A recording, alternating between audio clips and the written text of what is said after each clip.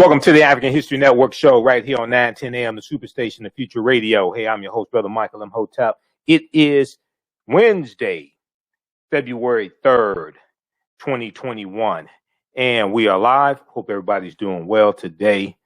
It's been a very, very busy day, and I'm getting ready for my online course, Ancient Kemet, the Moors, and the Ma'afa, Understanding the Transatlantic Slave Trade, what they didn't teach you in school.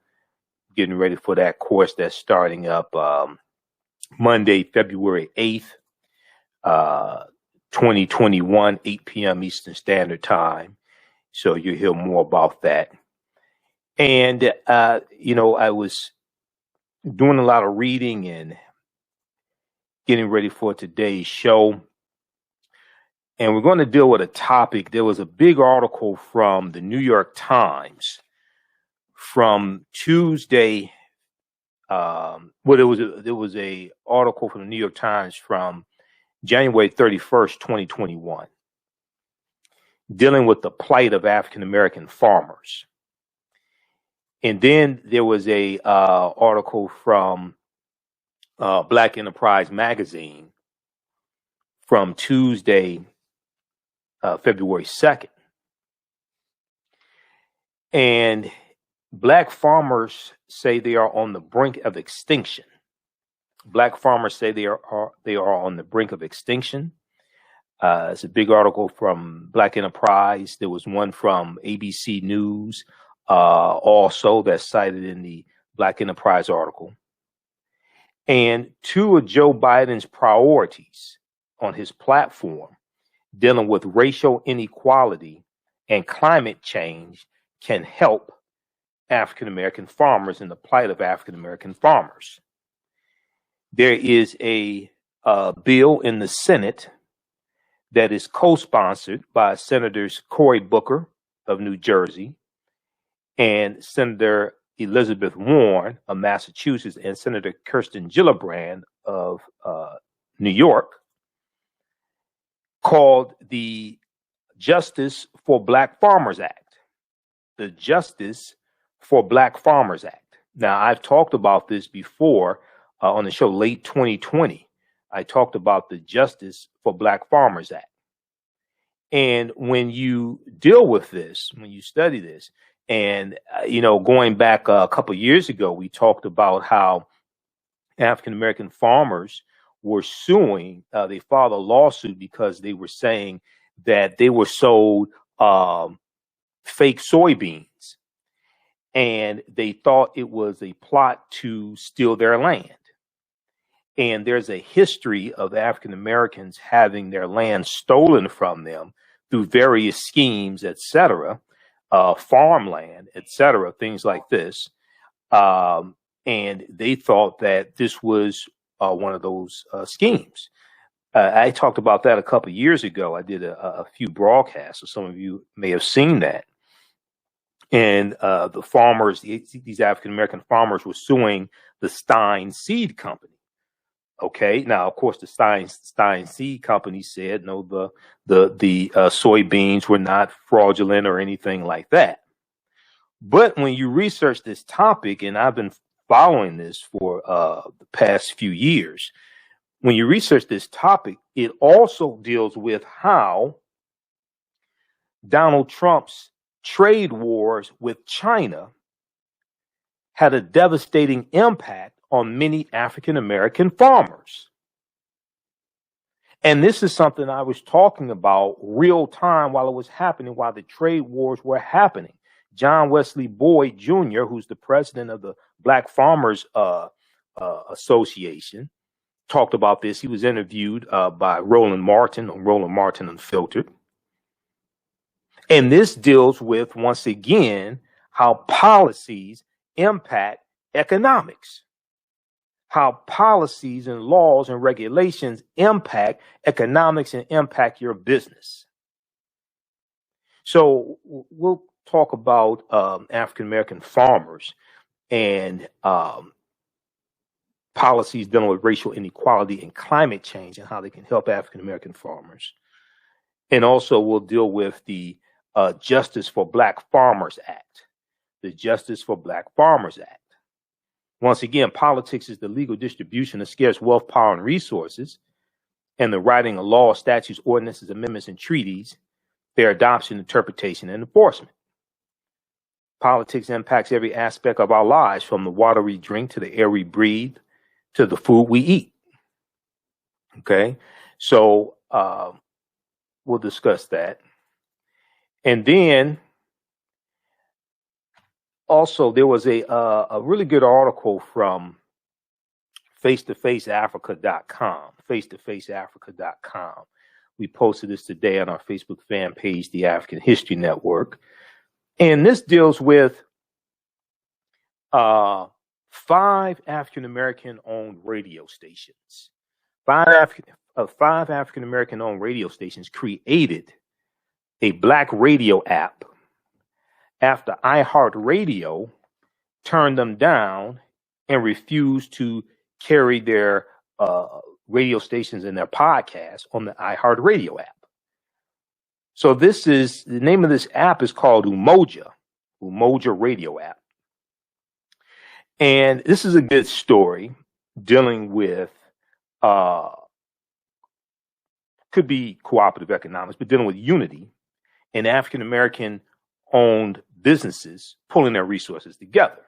Okay. Now, these are all radio stations that are outside the market of 910 AM Superstation WFDF. These are all out of state. But this is a good story. And we posted this on our Facebook fan page, the African History Network. So this is a good story of African-American owned businesses also working together as well. All right. Now, we know you can, I'm not telling you don't download the iHeart Radio app. Of course, you can download the iHeart Radio app because you can listen to 910 AM Superstation, WFDF live there. And we have podcasts of the African History Network show there also. We have a page there as well, but you can also download this app as well. So we're going to deal with that story. And then today, February 3rd, is the anniversary of the adoption of the 15th Amendment to the U.S. Constitution. 15th Amendment to the U.S. Constitution, which guaranteed the right to vote for African American men. At the time in 1870, did not apply to African American women. Okay. The women in general are not going to get the right to vote until the 19th Amendment of 1920. But we'll talk some about the 15th Amendment of 1870. And there was a good article from SmithsonianMag.com, official website of the Smithsonian Institute. And I've dealt with this before. I actually did a presentation in early February of 2020, because I didn't do that many presentations in February. I didn't do that many presentations in 2020 because of the Trump virus. Not racism, but coronavirus, the Trump virus. So there was a article from Smithsonian Mag that deals with, does an amendment give you the right to vote? Does an amendment give you the right to vote? And I actually did a presentation about this in early February 2020, because nowhere in the U.S. Constitution does it explicitly give anyone the right to vote. A lot of people don't know this. Nowhere in the U.S. Constitution does it explicitly give anyone the right to vote. The 15th Amendment guarantees the right to vote, but then the 10th Amendment to the U.S. Constitution gives states rights, so states have a lot of say over who gets to vote. But February 3rd, 2020 was the sesquicentennial, or the 150th anniversary of the adoption of the 15th Amendment to the U.S. Constitution.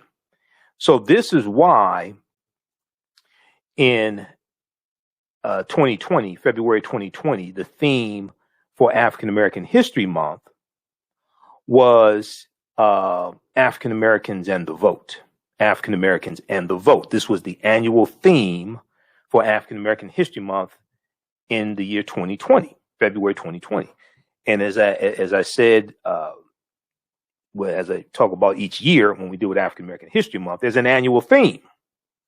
You don't have to just recycle the same 15 to 20 sanitized Negroes every year that a lot of African American History Month celebrations have devolved into, because people haven't studied Dr. Carter G. Woodson and the Association for the Study of Negro Life and History, and haven't studied why African American History Month was created in the first place. So it becomes a celebration of African American personalities, the first Negro to do this, the first Negro to do that, runaway slaves, things like this. That's not what it's designed for. Yes, that's part of history, but it's much deeper than that. Okay.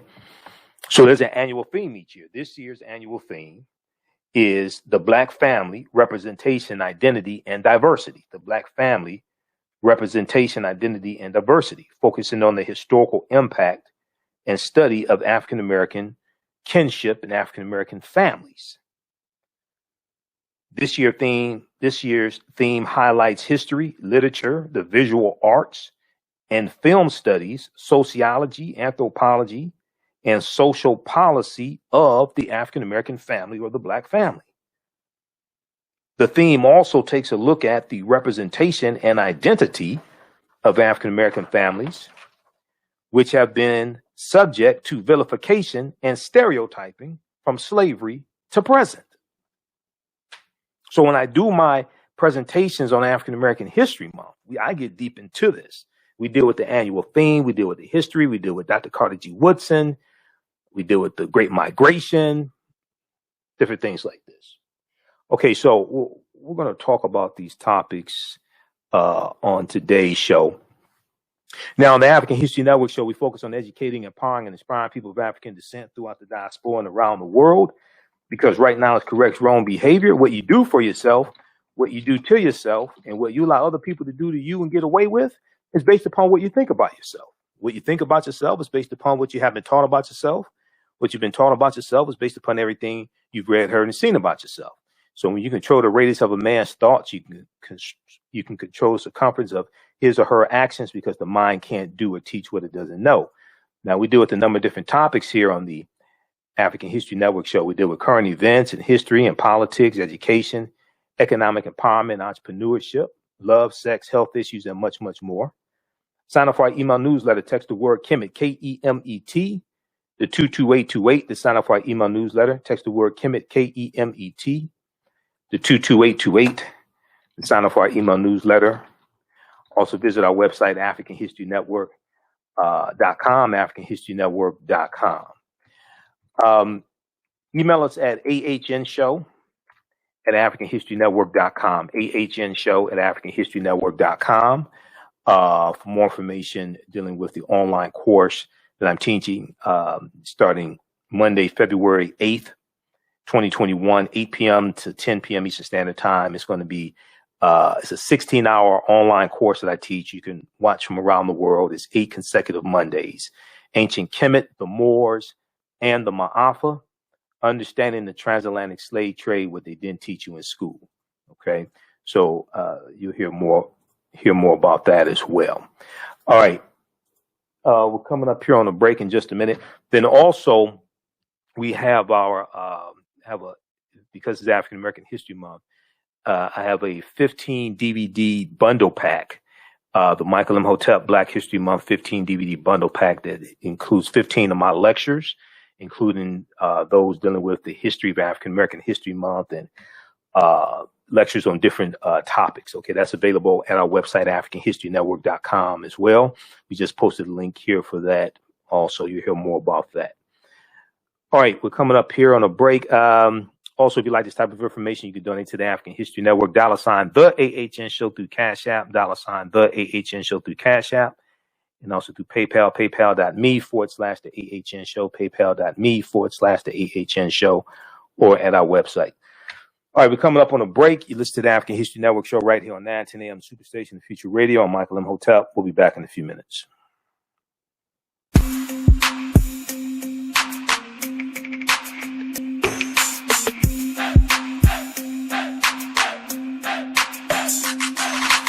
Are you getting ready for fall or winter? We have the solution for all seasonal clothing needs. Comedicwear.com is the go-to online source for Comedic African fashion and lifestyle products with a contemporary twist.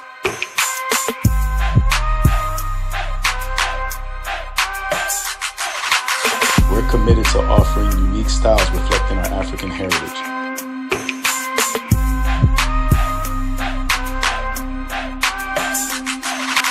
Comedicwear.com is inspired by ComedicScribes.com to influence our people in learning and showing pride. Please visit our website at comedicwear.com.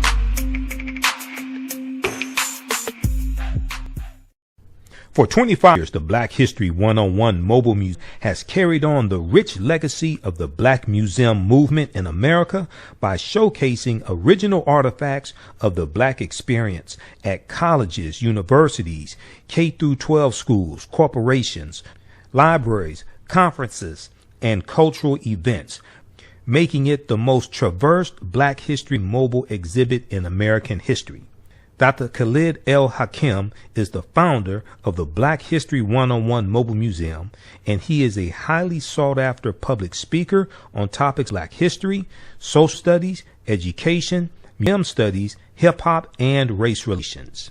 Dr. Khalid was named among the change makers for NBC Universal's Erase the Hate campaign and listed as one of the 100 men of distinction for Black enterprise. He recently founded the Michigan Hip Hop Archive on the campus of Western Michigan University. The Black History 101 Mobile Museum is currently scheduling in-person and virtual exhibits nationwide. For more information, please contact Dr. Khalid El-Hakim directly at 313-645-4197, 313-645-4197, or visit their website at blackhistorymobilemuseum.com. That's blackhistorymobilemuseum.com. You can also email him at bhistory101@yahoo.com, bhistory101@yahoo.com.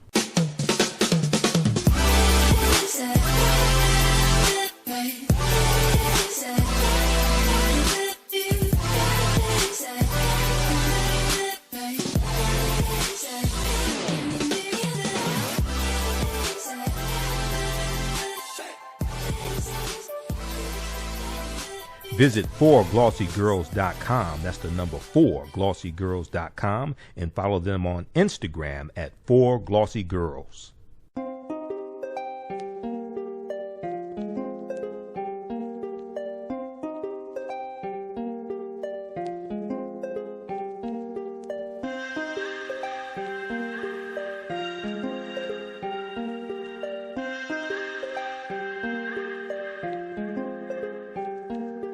Black Bees products are a collection of natural, organic, personal care products with an appreciation of nature and bees. Our philosophy is without bees, we have nothing. We are honoring our Nile Valley ancestors who understood the importance of bees. Black Bees created a high-quality, natural, organic personal care line that would be affordable to everyone. We hope you try and enjoy our Black Bees products line and come back and visit us at blackbeesproducts.com. Welcome back to the African History Network show right here on 910 a.m. the Superstation of Future Radio. I'm your host, Brother Michael Imhotep. It is Wednesday, February 3rd, 2021, and we are live. So it is African American History Month. We've been talking about that past few days. I want to go to this story here. We're going to go to this clip here in just a minute, Shakita.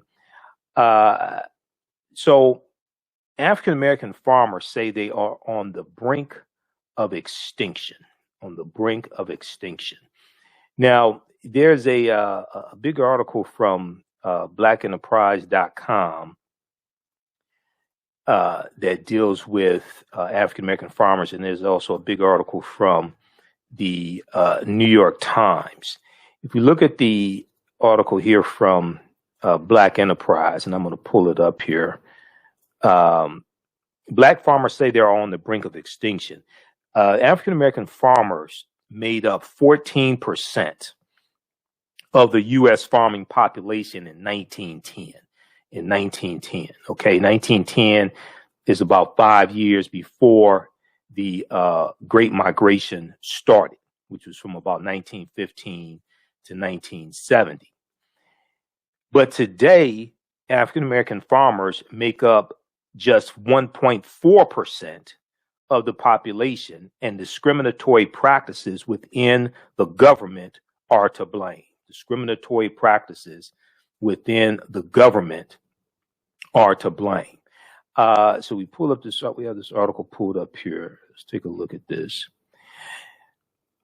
Now, agricultural communities across the country were suffering before the coronavirus pandemic as former President, Trader-in-Chief Donald Trump's trade wars with China hurt the industry in more ways than one. And you had, for instance, soybean markets with China closing up, and they had to find other markets.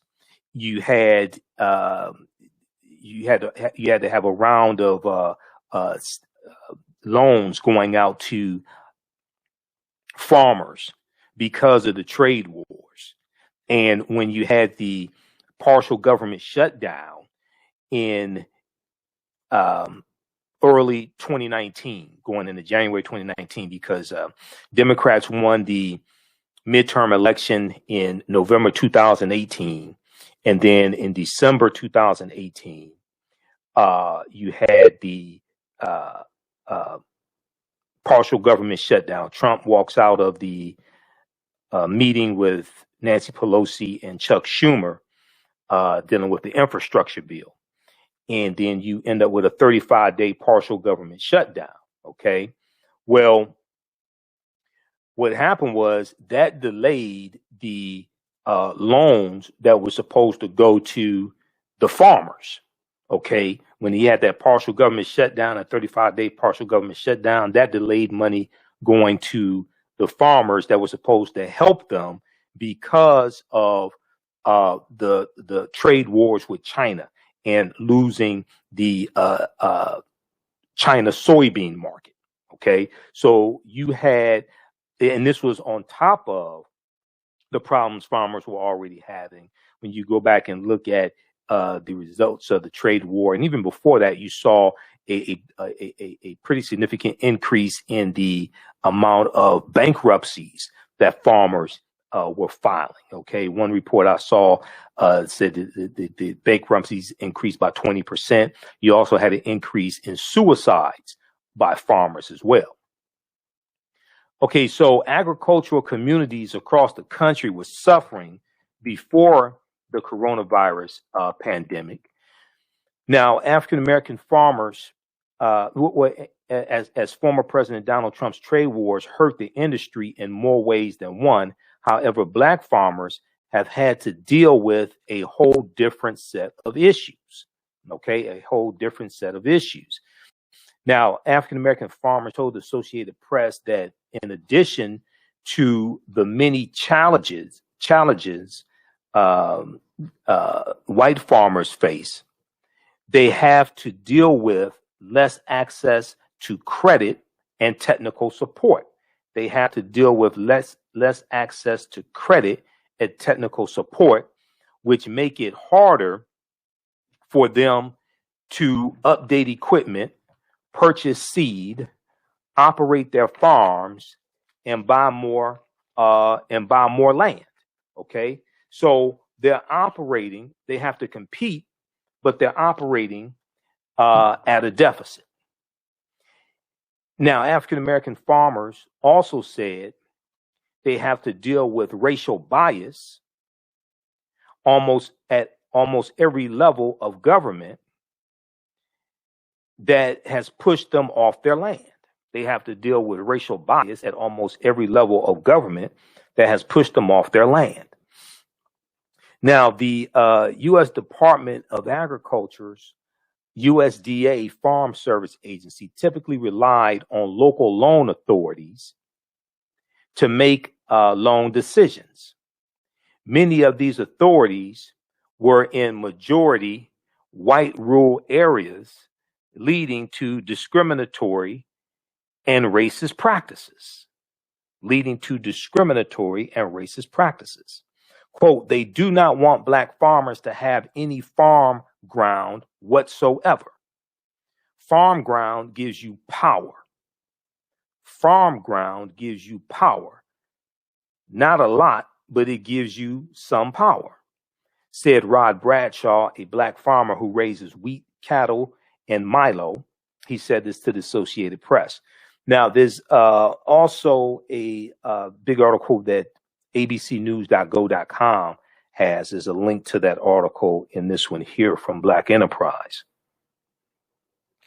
The Pigford settlement in 1999, worth $1.25 billion, was intended to support African American farmers who said discriminatory practices kept them from obtaining loans and other government assistance, but few, if any, African American farmers have benefited. The Trump administration did not help either, as the former president never filled the position of Assistant Secretary of Civil Rights. And there were a lot of positions that went vacant in the Trump administration, or you had heavy turnover. So in the Trump administration, he never filled the position of Assistant Secretary of Civil Rights. Now, the agency announced in October 2020 that it would commit $19.1 million to support disadvantaged veteran farmers and ranchers. But farmers say it's not enough and they are not positive the funds will reach them. The few minority farmers left in the U.S. are now hoping the Biden administration will pass the Justice for Black Farmers Act. The Justice for Black Farmers Act. Okay. Now I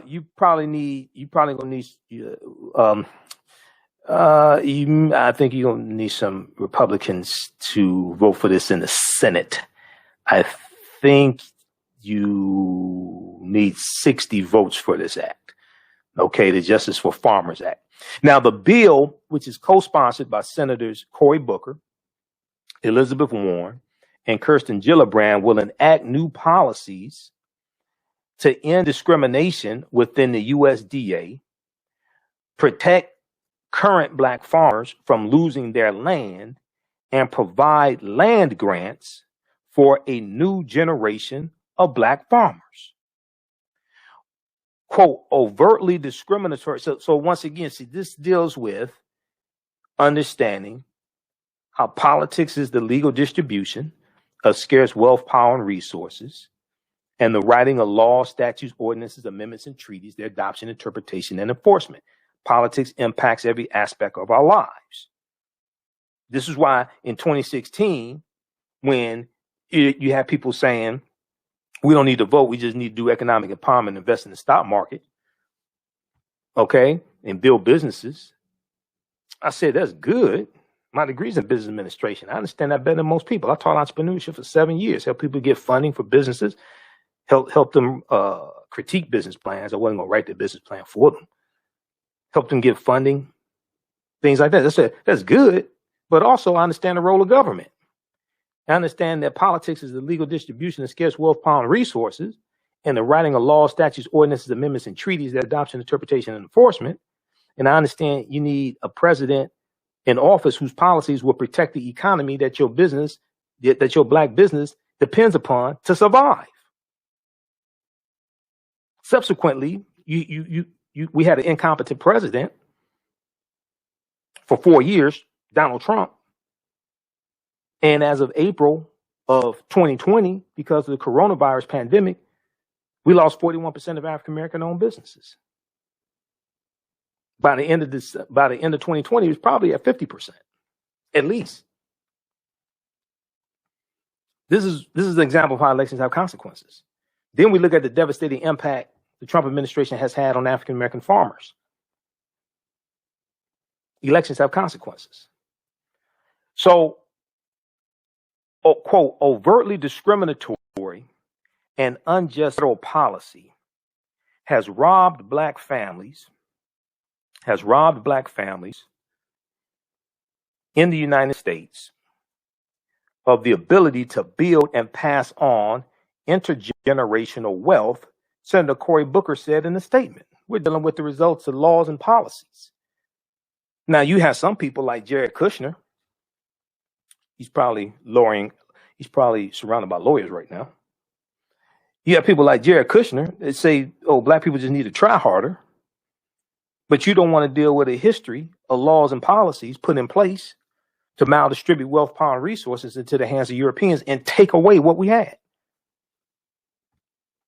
When it comes to farming and agriculture, we know that there is a direct connection between discriminatory policies within the USDA, U.S. Department of Agriculture, and the enormous land loss we have seen among black farmers over the past century. The Justice for Black Farmers Act will work to correct this historic injustice by addressing and correcting USDA discrimination and taking bold steps to restore the land that has been lost in order to empower a new generation of black farmers to succeed and thrive. If you read the book, How White Folks Got So Rich, The Untold Story of American White Supremacy, in the book, one of the things they talk about is the theft of land. And they deal with policies like from the Farmers Home Administration, page 72 of the third edition. Farmers Home Administration, created in 1930. Now, this is right after the stock market crash of October 1929 that brings about the Great Depression.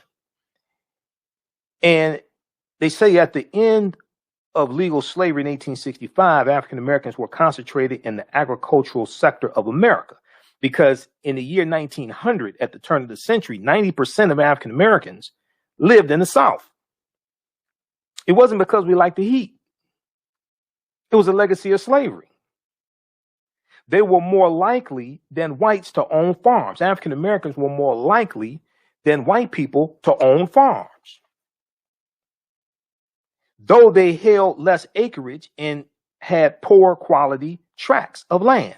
Despite this reality, the Farmers Home Administration, the FHA, the Farmers Home Administration, was set up in 1930 to give loans and subsidies to white farmers to sustain and maintain their operations.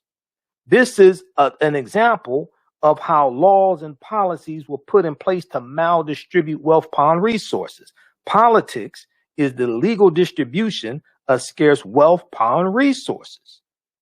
So when I hear people telling black people don't vote, first question I have to ask is, who the hell is paying you to tell us don't vote? Because that's stupid as hell if you understand history and law and policies.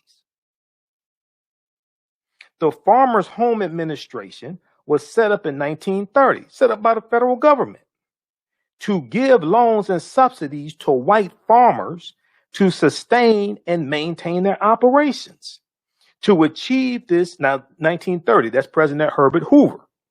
Herbert Hoover won the 1928 presidential election. He was a Republican. Republicans used the Southern strategy, even though Candace Owens is lying, saying the Southern strategy doesn't exist. That's not true. Look, Candace, go do some research, study some history. This is 1928. You have the what's called the Lily White Movement of 1928. This was a movement to push African Americans out of the Republican Party and to appeal to Southern segregationist Democrats in 5 former Confederate states to get them to vote for Herbert Hoover as president. This is during the towards the beginning of the Great Migration, and more African Americans are moving from the South up north, and they're going to work in jobs in factories, and they're voting. So Herbert Hoover becomes president in 1928. The Republicans are ignoring the rise of the Ku Klux Klan. The Ku Klux Klan is becoming very powerful in 1920s. The Klan was rejuvenated in October of 1915 by Reverend William Joseph Simmons. Reverend William Joseph Simmons, after he saw the movie The Birth of a Nation, which debuted February 8th, 1915. In the first 30 days the movie The Birth of a Nation was out, it was called The Klansman. The Birth of a Nation is based upon a novel by another man named Reverend Thomas Dixon. These were good white Christians. Okay? Well, I shouldn't say they were white Christians, but well, they were. I mean, they were. Anyway, Reverend Thomas Dixon wrote the novel The Birth of a Nation. Okay? And when I say may go outside the circumference of some people's awareness, it's not hate speech or anything like that. This is documented history. I'm telling the truth. So the movie The Birth of a Nation helps to rejuvenate the Ku Klux Klan, which had largely died out by 1915. They were founded 50 years before in 1865, December 24th, 1865 in Pulaski, Tennessee. So you have Republicans ignoring the needs of African Americans, and then African Americans are going to slowly switch over to the Democratic Party. That shift starts with the 1928 presidential election. Even though majority of African Americans who voted for Herbert Hoover, you start to see that shift with that 1928 presidential election. 1932 presidential election, Herbert Hoover loses re-election because he mishandles the economic catastrophe of the Great Depression, and President Roosevelt wins. And African Americans are starting to gradually switch over under President Roosevelt. This is long before the Civil Rights Act of 1964. By 1960, 2/3 of African Americans had switched over to the Democratic Party. Okay, because we saw even under Roosevelt, we saw that they were more receptive to our needs. They weren't perfect. We were still leery of them, but they were more receptive to our needs and issues and concerns than the Republican Party was. So you had this gradual switching over. 1947, 1948 presidential election, Democrats have a pro-civil rights platform. Okay, so you have that gradual switching over. Long story short, back to the Farmers Home Administration, and somebody's trying to message me. I don't know who the hell this is. Some I don't give a damn about, but anyway. Oh, did I say it on the air? Okay. Anyway, all right. Farmers Home Administration was set up in 1930 to give loans and subsidies to white farmers to sustain and maintain their operations.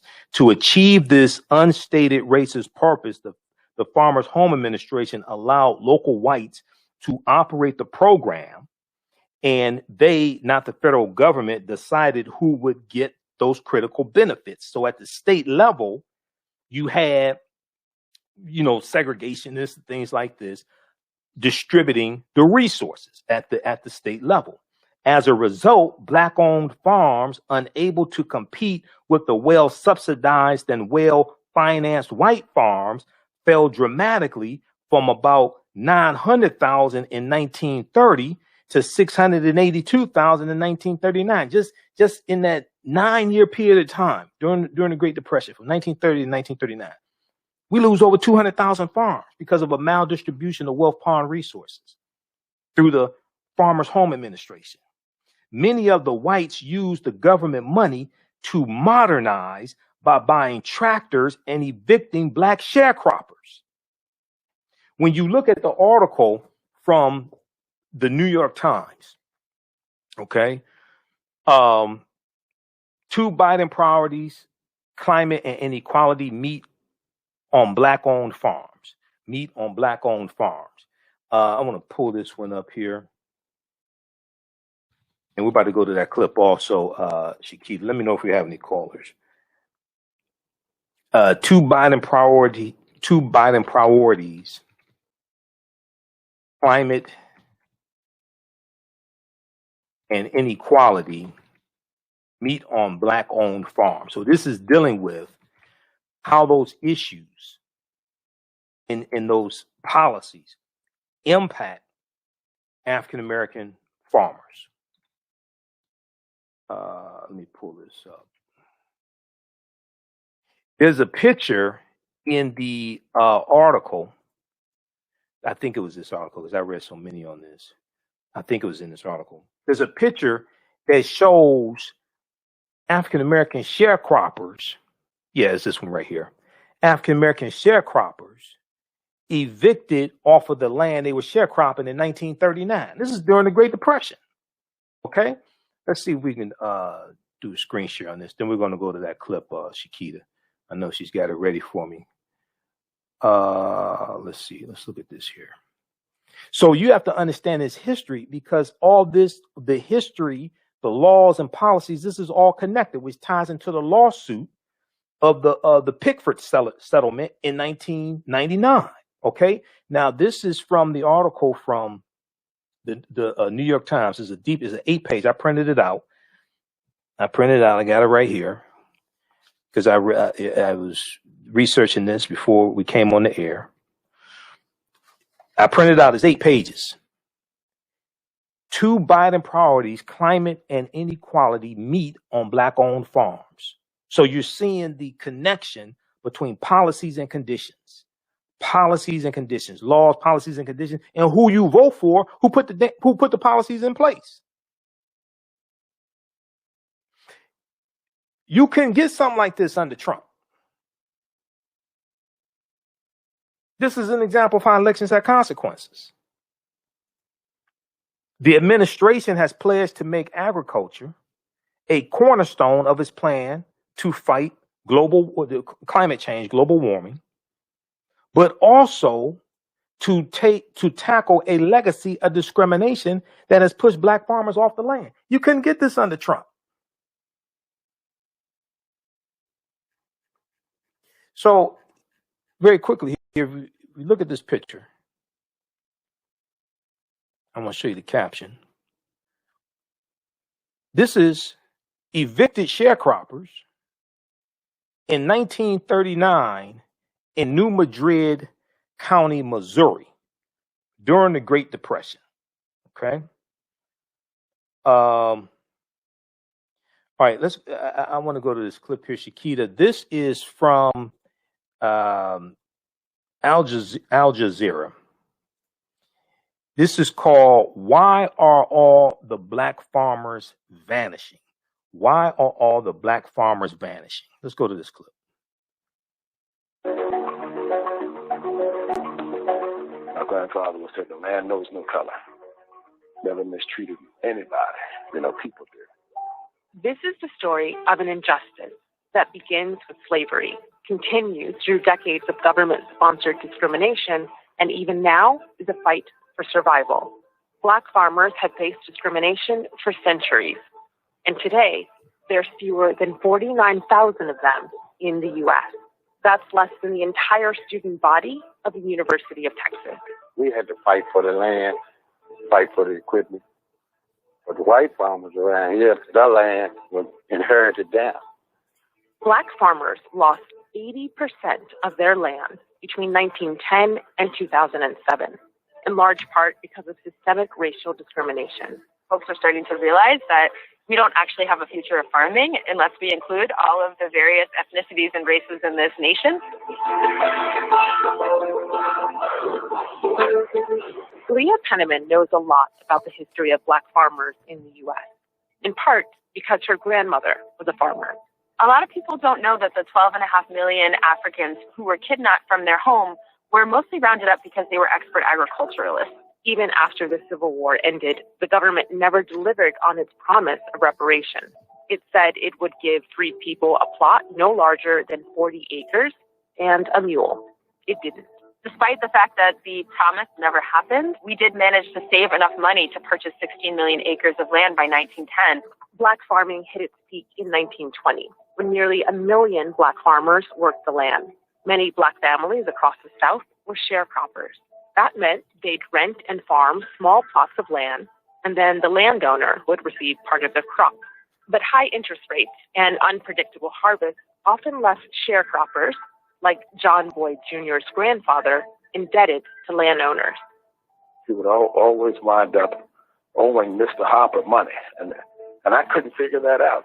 I said, how the Sam world do you work all year, harvest a crop, and you actually owe the plantation on the money? John is a 4th-generation farmer and the founder of the National Black Farmers Association. His family story is one with a landscape fertilized by black labor. He is part of the 1.4% of black people who make up the country's 3.4 million farmers. The U.S. government has restricted the success of black farmers, and John would become a driver in their fight for equity. I call the USDA the last plantation, the way that they're treated black farmers. We've been degraded, humiliated. For decades, the U.S. Department of Agriculture systematically favored white farmers by denying loans to black farmers. Like his grandfather, John found himself financially struggling to keep his farm. He went to the USDA for aid, and the intense confrontation with the local USDA loan officer nearly ended in a physical fight. The farm operating loan and the USDA loan officer, they spat on me. I just lost it. I literally wanted to whip his ass. He said, if you don't learn how to talk to me, you're never going to get a loan in this county. The Department of Agriculture is often the last resort for farmers when they don't qualify for loans from other sources. And discrimination was widespread at its local branches, which were largely run by all-white county committees. We filed 3 applications at the USDA, and 6 months later, they claimed they had lost those loans or they couldn't find them. Lester Bonner is a 74-year-old farmer from an agricultural family, and he says his fight with the USDA started in 1983. The land Bonner and his family tilled for 18 years was owned by a white man who promised them they'd get the first opportunity to purchase the grounds. But the government didn't make that easy. We sat in the yard 2-3 hours, a couple of days, waiting on the guy to say he was going to come out and we were going to fill the papers out. Nobody never showed. Throughout the 1990s, it took an average of 60 days for white farmers to get their loan applications processed. But for black farmers, it took 220 days. Stories of unfair lending practices were so common among black farmers that a group of them, including John Boyd Jr., banded together. Their fight led John and 400 others to sue the government in a class action lawsuit known as Pickford versus Glickman in 1997.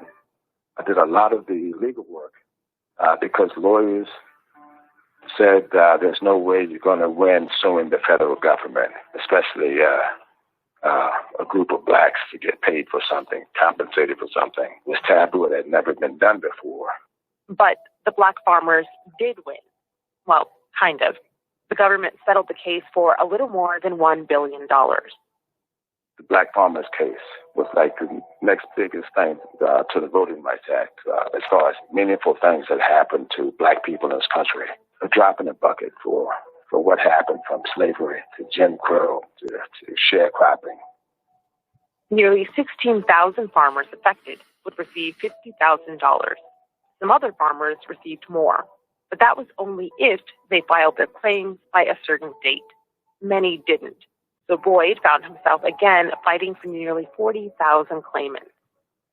I can tell you, this took 30 years to do, so it wasn't something that transpired over a few years.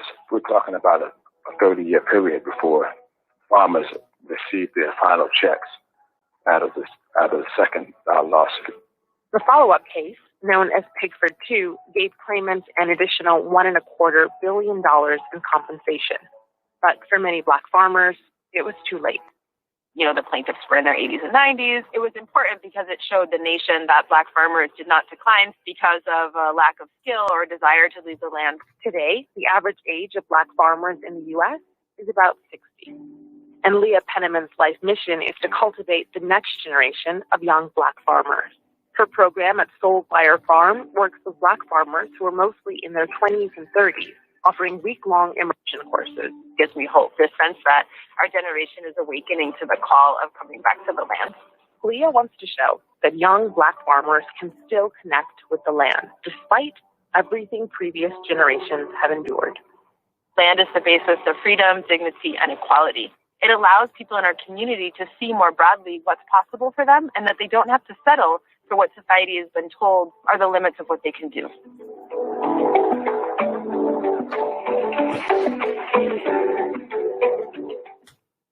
Okay, so that is from Al Jazeera. That's on YouTube. The name of that clip is The Vanishing. What was that again? Hold on, I'll give you the name of it. Black farmers. Let's see, what is it? Why are all the Black farmers vanishing? Why are all the Black farmers vanishing? Okay, so this ties into history. And then also what they didn't mention, there was a $1.3 billion payout for a lawsuit that President Obama did in, I think it was 2013, something like that. BlackEnterprise.com has an article about this. Now, I want to go to this clip here. This is Dr. King in 1968. He's speaking at a church in Mississippi, and he's talking about what happened after the Civil War to African Americans and how we were not given land and how we were locked out of massive land giveaways. And he talks about white farmers being able to mechanize their farms because of help from the federal government. Okay, I just sent you that clip, Shakita. Let's go to this clip. At the very same time that America refused to give the Negro any land, through an act of Congress, our government was giving away millions of acres of land in the West and the Midwest, which meant that it was willing to undergird its white peasants from Europe with an economic floor. But not only did they give the land, they built land-grant colleges with government money to teach them how to farm. Not only that, they provided county agents to further their expertise in farming. Not only that, they provided low interest rates in order that they could mechanize their farm. Not only that, today, many of these people are receiving millions of dollars in federal subsidies not to farm, and they are the very people telling the black man that he ought to lift himself by his own bootstraps. And this is what we are faced with, and this is a reality. Now, when we come to Washington, in this campaign, we are coming to get our check. Okay, pause it right there. Okay, so that's from 1968, and Dr. King is talking about African Americans, one, being locked out of massive land giveaways like the Homestead Act of 1862, but also when it came to things like the Farmers Home Association being locked out of those redistribution of resources, being locked out of those loans. White farmers were given loans, and they use those loans to mechanize their farms. They're going to use those loans to pay their mortgages and pay the workers on the farm. And African-American farmers were largely locked out of those loans, and we end up losing a lot of our farms, losing a lot of that farmland. Okay. Also, check out this article here from Black Enterprise. This is from October 2nd, 2013. Black farmers to receive payouts in $1.2 billion in federal lawsuits. This deals with the payout. This was tied to a lawsuit, and President Obama authorized the payout of this. This ties into the Pickford settlement. This is the second round of funding for black farmers. thousands received payments in 1999 as part of a settlement in the class action lawsuit. Okay, that's in 1999, dealing with the Pickford settlement. After years of protests and lawsuits, black farmers in the South will begin receiving payments this week as a result of the $1.2 billion settlement in the discrimination case against federal agriculture officials. About 18,000 farmers in total are expected to receive checks in the next few days. Instead of read that article, so that's a drop in the bucket, but that's something that John Wesley Boyd was talking about. Okay, we're going to continue this discussion on our social media platforms, our Facebook fan page, The African History Network, our YouTube channel, Michael Imhotep. If you're watching, keep watching there. We're out of time here on 9:10 a.m. Superstation, WFDF. Remember, right now it's correct wrong behavior. It's not over till we win. Wakanda forever. Stay tuned for Pastor Greg Davis. We'll talk to you tomorrow night. Peace. All right, stand by, everybody. Stand by. We're going to keep going. Okay, how's everybody doing?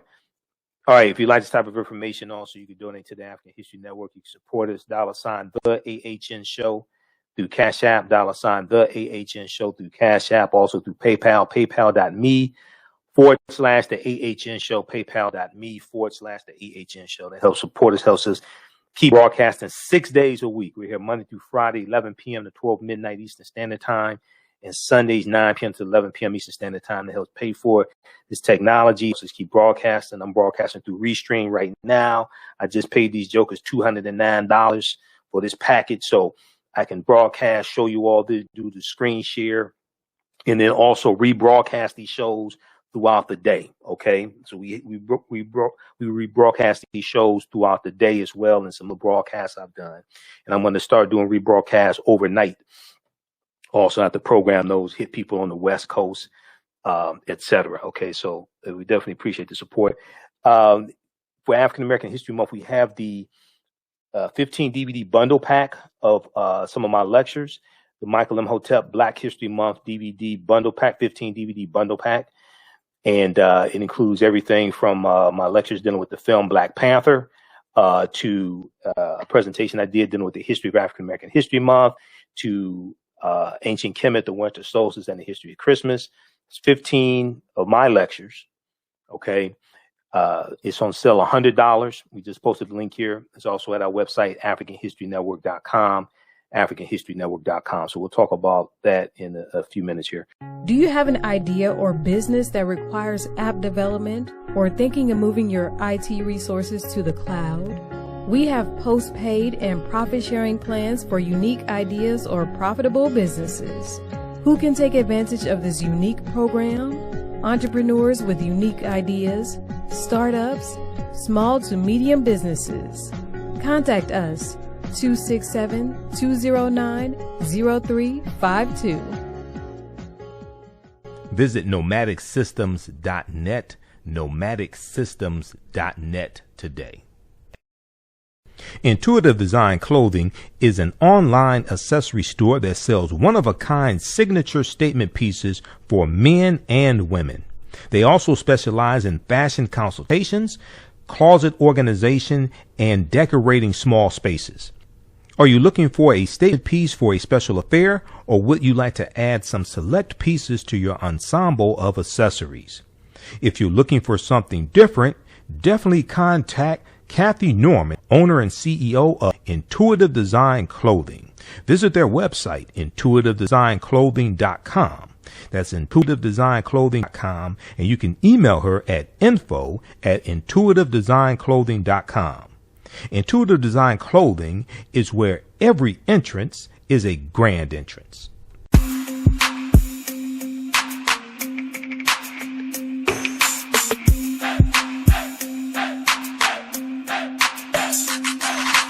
Are you getting ready for fall or winter? We have the solution for all seasonal clothing needs. Kemeticwear.com is the go-to online source for Kemetic African fashion and lifestyle products with a contemporary twist.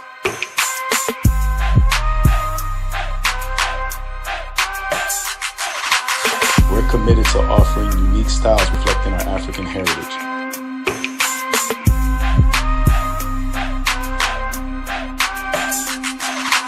Kemeticwear.com is inspired by KemeticScribes.com to influence our people in learning and showing pride.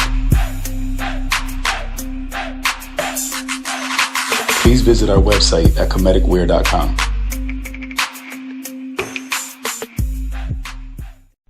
Soul Natural Beauty Products offers organic, plant-based skin and hair care products that will rejuvenate skin and naturally grow and thicken hair.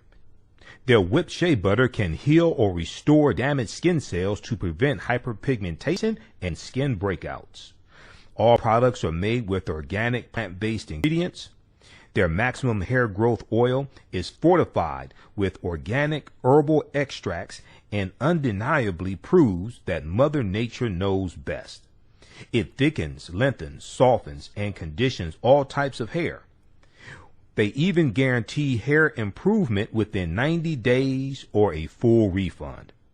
Their all-natural 24-hour deodorant leaves the body smelling fresh without sweating for up to 24 hours. It does not stain fabric, goes on smoothly, and has a refreshing lavender and frankincense aroma. It can be used by men, women, and even children. Place your order today at soulnaturalbeautyproducts.com. That's soulnaturalbeautyproducts.com, and follow them on Facebook at Soul Natural Beauty Products. I want to go back quickly here to this article from the New York Times. This huge article from the New York Times. Once again, this ties into understanding policy, laws, and conditions, and who's in office. Who can push these policies? Who's receptive to your issues? Who's receptive to you pushing your issues, your agenda, your concern? Okay. Once again, if we look at this article here, how's everybody doing? Everybody share this broadcast on your social media platforms as well. African American business owners post the name of your business here on the thread of the broadcast. We'll let you know how you can advertise with the African History Network. Also visit workingwithjohnray.com, workingwithjohnray.com. John Ray is going to tell you about income shifting also, okay? So you'll hear more about that as well. Visit workingwithjohnray.com. Let me go back to this article here. I just want to hit the highlights because this is an 8-page article, and we'll be here for 2 hours dealing with this because I went through and read the whole thing. It's a deep article. And the one from Black Enterprise is like condensed, but the one from New York Times is deep. 2 Biden priorities: climate and inequality meet on black owned farms. Okay. One of the things they talk about here is, let's see here. Let's go down to the administration has promised to make agriculture a cornerstone of its ambitious climate agenda, looking to farmers to take up farming methods that could keep planet warming carbon dioxide locked in the soil and out of the atmosphere. First of all, you have a president that is listening to the scientists and realizes climate change is real, as opposed to climate change being a hoax, like Donald Trump said the majority of his time in office. At the same time, President Biden has pledged to tackle a legacy of discrimination that has driven generations of Black Americans from their farms. Now, that's totally different than Trump. Trump doesn't even want to acknowledge systemic racism actually exists, not in public, not consistently. He may say it at a town hall. He may admit it at a town hall meeting for like 60 seconds, but then there's no follow up, no policies to address it, nothing. President Biden has pledged to tackle a legacy of discrimination that has driven generations of Black Americans from their farms, with steps to improve Black and other minority farmers' access to land, loans, and other assistance, including climate smart production. Now, farms run by African Americans make up less than 2% of all of the nation's farms today, down from 14% in 1920. Down from 14% in 1920. And see, when you had the Farmers Home Administration and the loss of over 200,000 farms from 1930 to 1939, that did a job on us. Because of decades of racial violence and unfair lending and land ownership policies. Okay, now,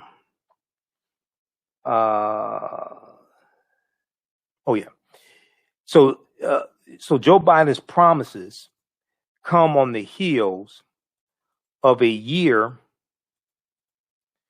Joe Biden's policies come on the heels of a year in which demands for racial justice have erupted across America, and a deadly pandemic has exposed stark disparities in health.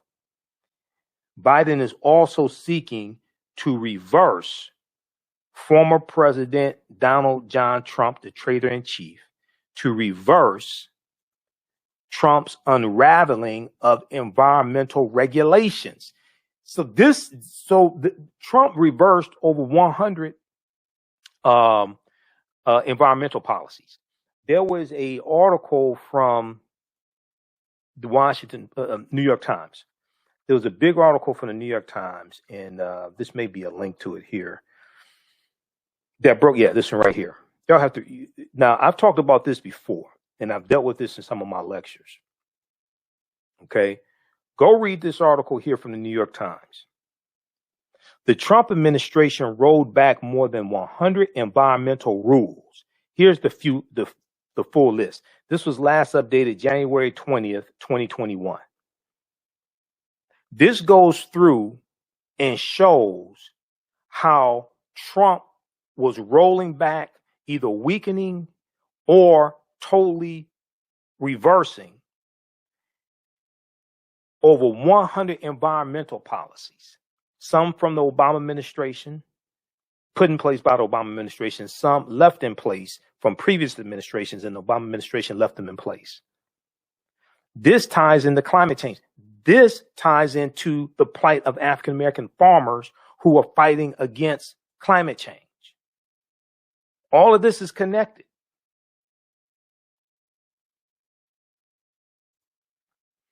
Over the 4 years, the Trump administration dismantled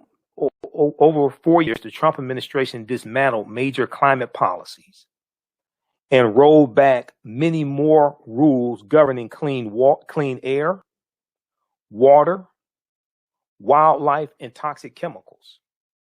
When you do things like this, who do you think this hurts the most? Because we talk about environmental racism. Who do you think is hurt the most when you have rollbacks and regulations like this? African American and Hispanic Latino communities. In all, a New York Times analysis based on research from Harvard Law School, Columbia Law School, and other sources counts nearly 100 environmental rules officially reversed, revoked, or otherwise rolled back under Trump. More than a dozen other potential rollbacks remained in progress by the end, but were not finalized by the end of the Trump's term. Quote, "This is a very aggressive attempt to rewrite our laws and reinterpret the meaning of environmental protections," said Hannah Vizcarra, a staff attorney at Harvard's Environmental and Energy Law Program, who has tracked the policy changes since 2018.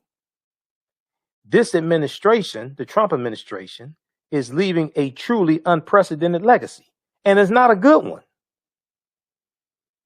This administration is leaving a truly unprecedented legacy. Elections have consequences.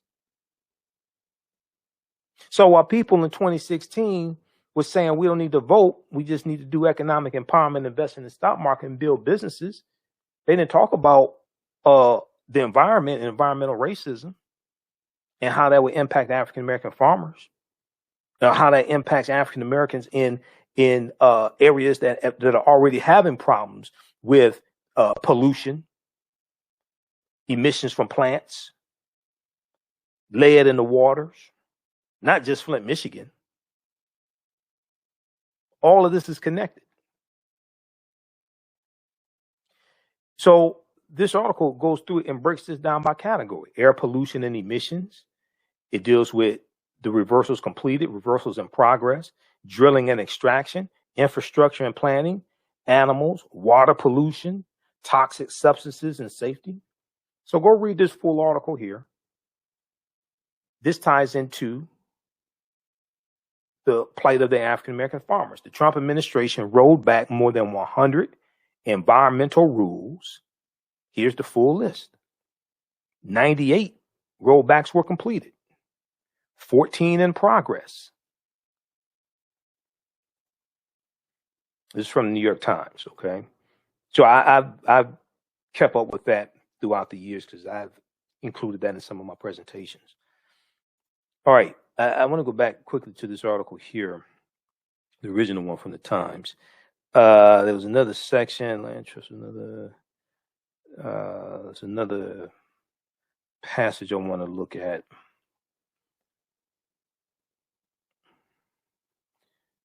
Let's see here. Okay, so we have the sharecroppers, as we talked about before. Sharecroppers being evicted in 1939, because when you had white farmers being able to get loans to save their farms from the federal government, okay, some of them got rid of their black sharecroppers, and they were evicted from the land.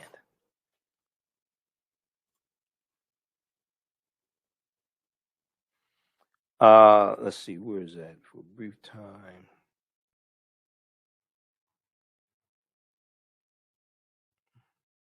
Okay, so for a brief time after emancipation, free black communities spread across the rural South, cultivating all manner of agricultural goods like pecans, peanuts, and pork.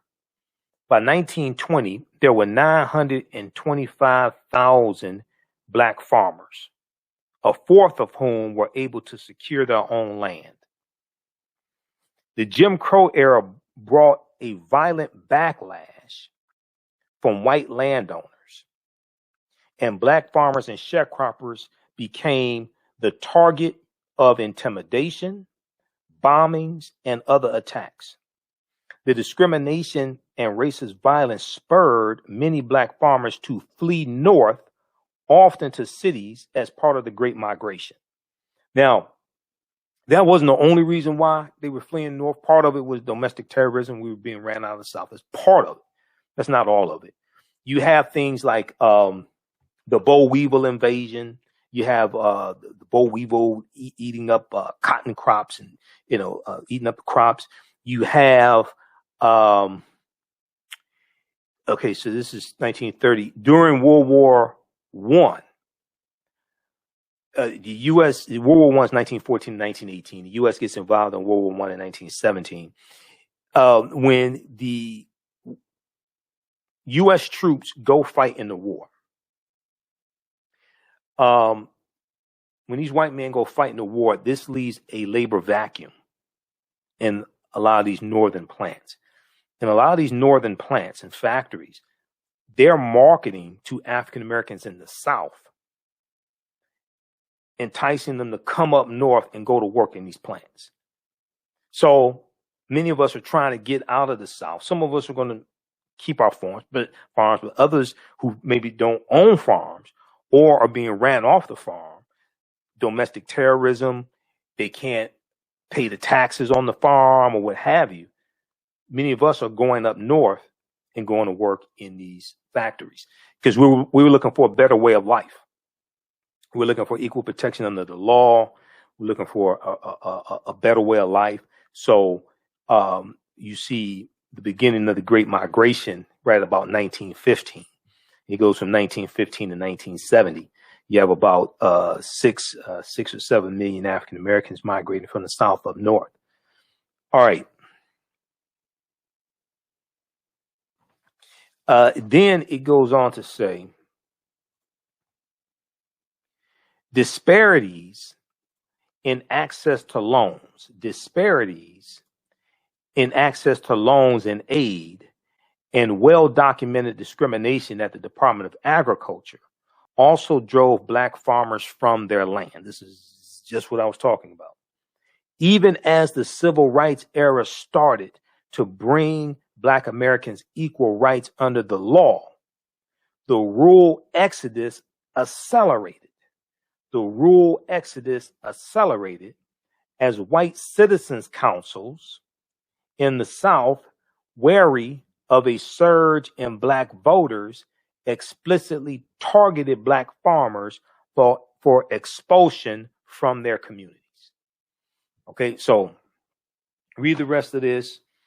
Check out the article from Black Enterprise. Black farmers say they are on the brink of extinction.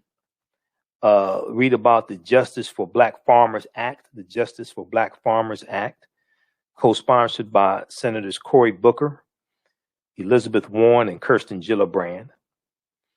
And you're gonna hear more about all of this. Okay. Let's go to this next story quickly here, because I spent more time on the first story than I expected. We may talk a little bit about the 15th Amendment tonight. We have to talk more about that tomorrow.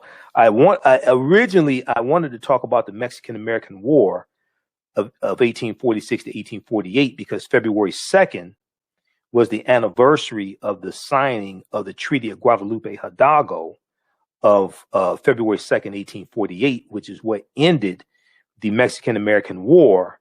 And as a result of the Mexican-American War, the U.S. got California, Arizona, New Mexico, Colorado, Utah, and Nevada all from Mexico as a result of the Treaty of Guadalupe Hidalgo.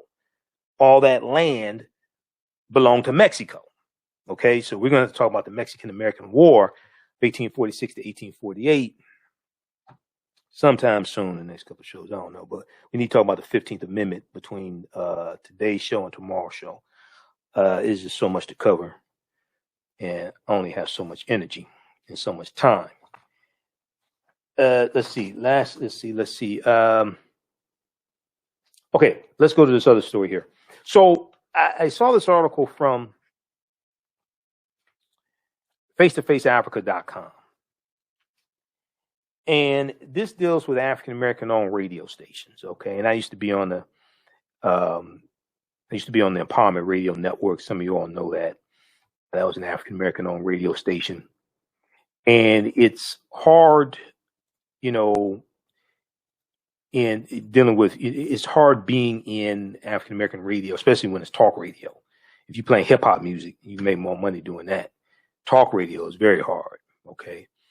But this story here from face-to-faceafrica.com, this deals with 5 African-American owned radio stations. After iHeart Radio refused to platform 5 black radio stations, they came together to create a unique black radio app. They came together to create a unique black radio app. And let's see, where is that? Let's pull this all up here on face-to-faceafrica.com. So across America, black representation in the media space is quite limited, thereby affecting African-American voices in national political discourse, as well as in their cultural thoughts. And so the stories of African Americans,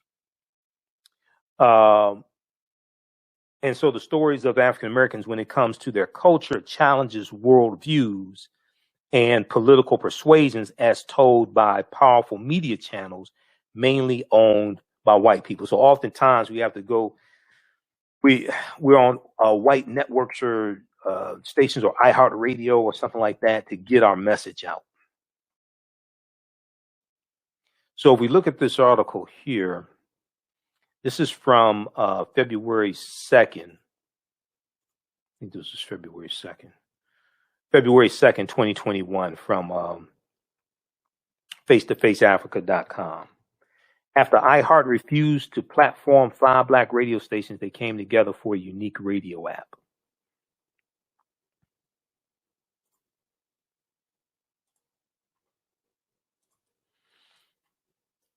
So a new platform is seeking to change this position and let African Americans tell their own stories. The platform known as Umoja, as Umoja Radio App. Umoja Radio App is a joint effort by the owners of 5 African American owned radio stations. WUVS 103.7, WHPB 98.5, WUGM 106.1, WVBH 105.3, and WQID 105.3. The platform represents the latest chapter of excellence in African American media. And let's blow this up some more. All right. So the founders of the app decided to create their own app after iHeart Radio refused to allow their stations on this platform. What is particularly unique about the Umoja Radio app is the development of the app embodies African liberation from the limitation of traditional media platforms, and traditional gatekeepers. Okay, so they came together, pulled their resources together, created their own app. They're going to have podcasts, things like this, so we can get this information out directly to our people. Your thoughts create feelings. Your feelings create actions and behaviors. Your actions and behaviors create results. I need to see if they can carry the African History Network show. Okay. I need to see if they can carry the African History Network show. Because I have podcasts going back to 2010. Oh, I have over 1,000 podcasts of the show. So this is something extremely important. Okay. They pulled together resources. Roland Martin, on his show today, he talked about how African American media is oftentimes locked out of advertising dollars from corporations, and African American owned media platforms can't grow because we're locked out of the advertising dollars. And he talked about we have to come together. We can't just have 20, 30 different platforms and they're all struggling, or 20, 30 different media companies and they're all struggling. We have to come together and pull resources together so we can scale, so we can hire more people, so we can have some sustainability. Okay. And you can do more. You can reach more people. You can hire writers to write original articles, to produce original content. You can have people out in the field, etc. So what is particularly unique about Umoja Radio is that the development of this app embodies African liberation from the limitation of traditional media platforms, and traditional gatekeepers. And there's Stacey Abrams also, that picture. So the developers of the app chose the name Umoja, which in Kiswahili means unity. And that's the first principle when we celebrate Kwanzaa, the first day of Kwanzaa. The first principle of the Nguzo Saba is Umoja. So the 7 principles of Kwanzaa, that's not something we just practice for 7 days during Kwanzaa and we forget about that the rest of the year. That's something that we practice throughout the year. This is one of the reasons why Kwanzaa is from December 26th through January the 1st. It goes into the new year. So you take those principles with you into the new year. Okay. Rhonda said, what's your sign? I'm a Gemini. Okay. That may be good or bad for some people, say have a split personality, what have you, but I'm a Gemini. Okay. All right. So let's continue. Now, through the platform, they strive to maintain unity in the family, community, nation, and the human race. The app features over 45 independent Black-owned community-based radio stations with a mission of Black empowerment. The app features over 45 independent Black-owned community-based radio stations with a mission of Black empowerment. Okay, they need to carry the African History Network show. Now, the uniqueness of the platform is also to meet the demand for an urban outlet with engaging, educational, entertaining content, whereas other platforms lack diversity and inclusion. The founders say it comes at a time when society demands more inclusive content, and we have the potential to deliver that and so much more. Our mission is to grow into the world's largest collective of unapologetically conscious media, podcasts, and syndicated radio stations. We hope you are able to join us on this wonderful and revolutionary journey. So download this app. Keep listening, keep watching the African History Network show. Monday through Friday, 11 p.m. to 12 midnight Eastern Standard Time, and Sundays, 9 p.m. to 11 p.m. Eastern Standard Time, and then watch our broadcast. But in between that, download this app here, Umoja radio app, okay? Now, Umoja is hoping to achieve instant hit as uncensored podcasts and digital streaming platforms have largely overtaken spaces previously dominated by traditional radio, record labels, and television. Quote, we now have an opportunity to fill a void with Umoja radio app and provide content with inclusion. Black content creators not only steer popular culture, but can now do it from independent platforms and in spaces that we own, according to the founders. Now, the founding of the Umoja radio app comes on the heels of African American History Month and a campaign by Yahoo to Make Space for Black Voices campaign to honor Black History Month.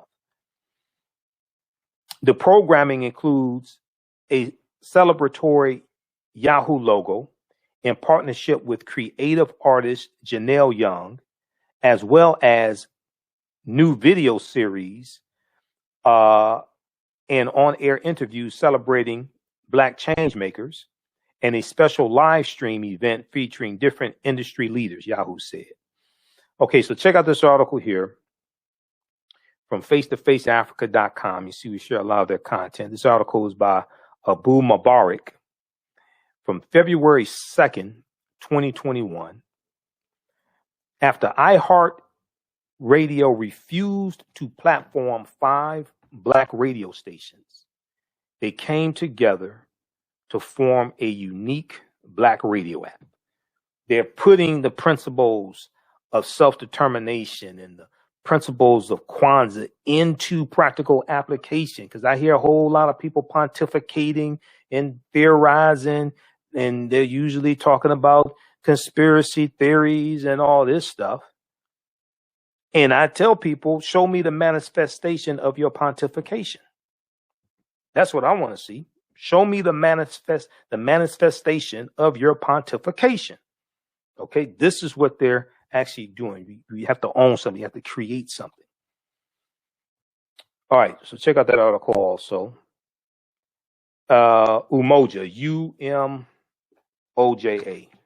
U-M-O-J-A. Umoja radio app. You're able to download that from the Google Play Store or Android Store, iTunes, the Apple Store, the Google Play Store.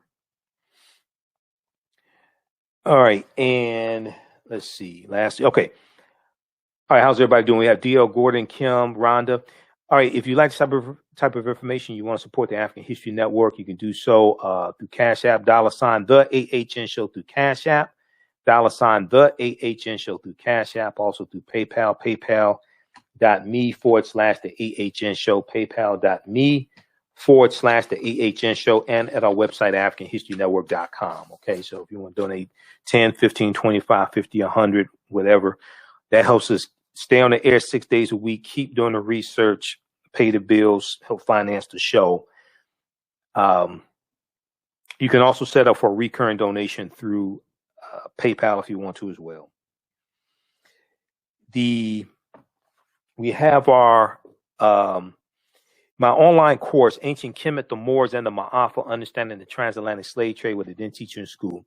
It's going to start up Monday, February 8th, 8 p.m. Eastern Standard Time. Monday, February 8th, 8 p.m. Eastern Standard Time. We deal with thousands of years of history, and we deal with what led up to the transatlantic slave trade taking place, okay?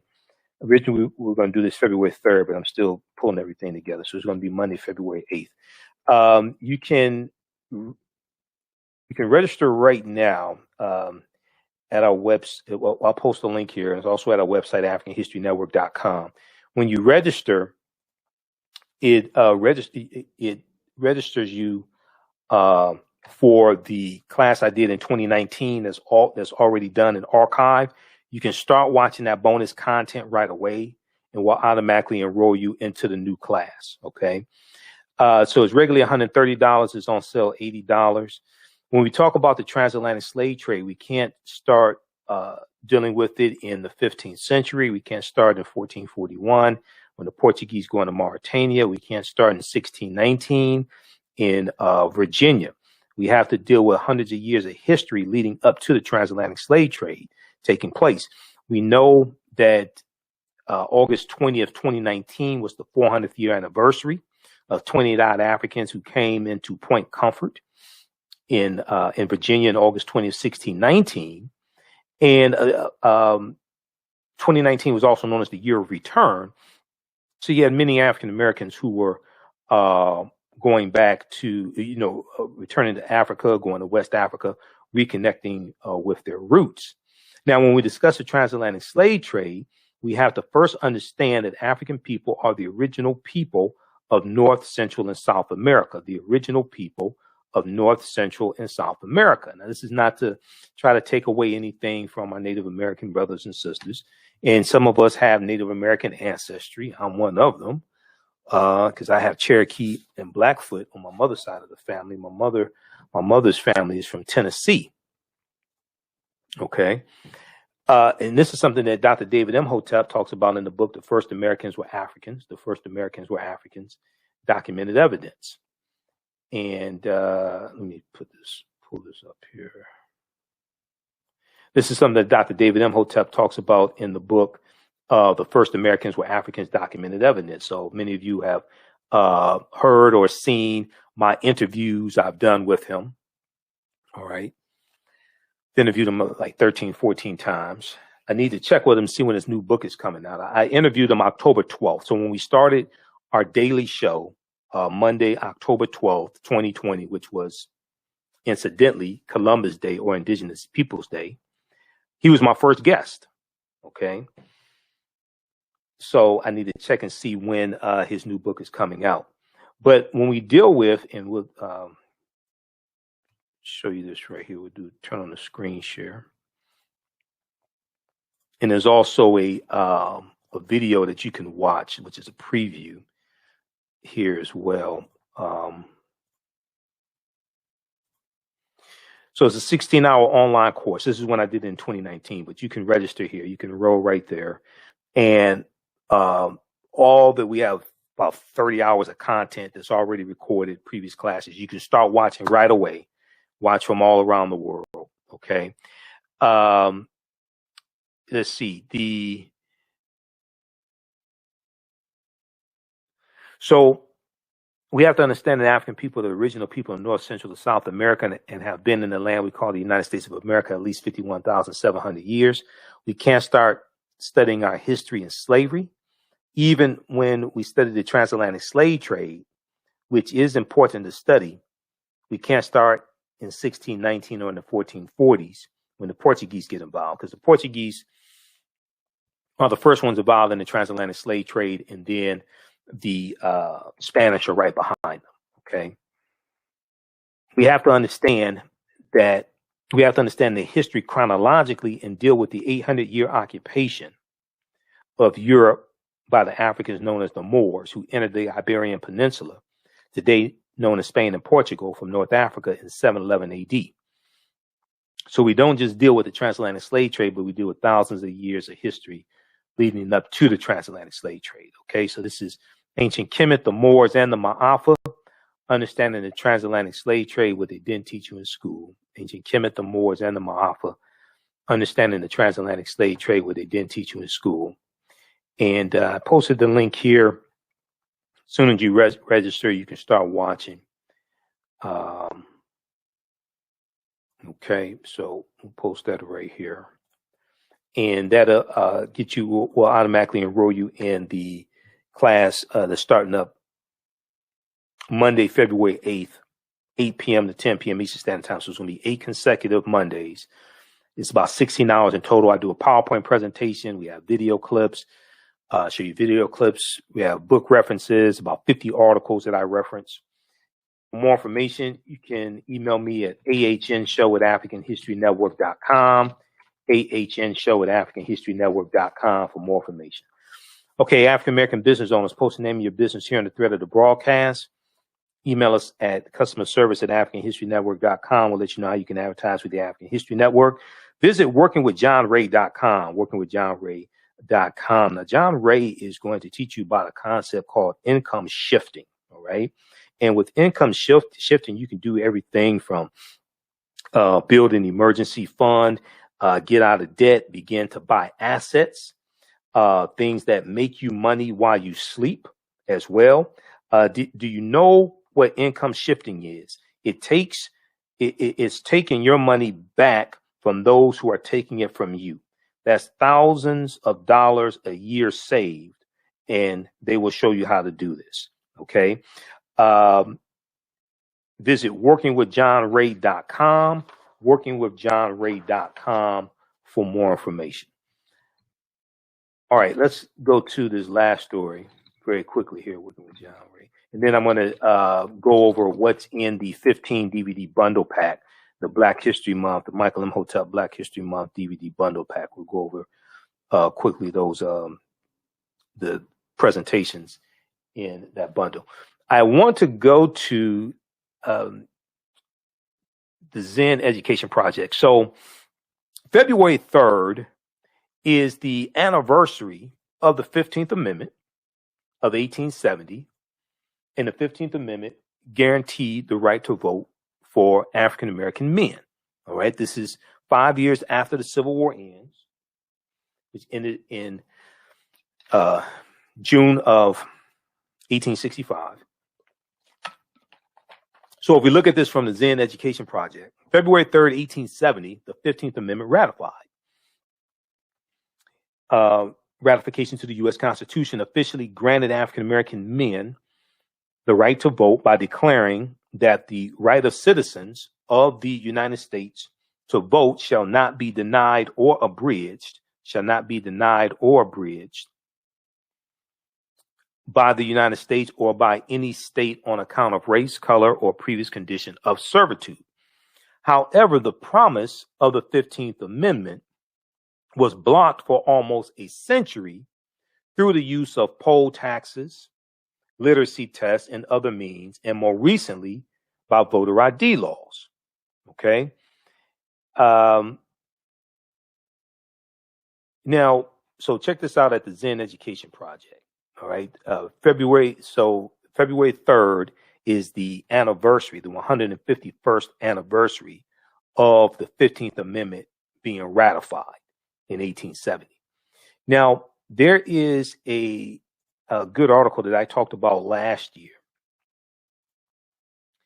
There's a good article that let me show you this here. February 3rd, 1870, 15th Amendment is ratified. This is from the Zen Education Project.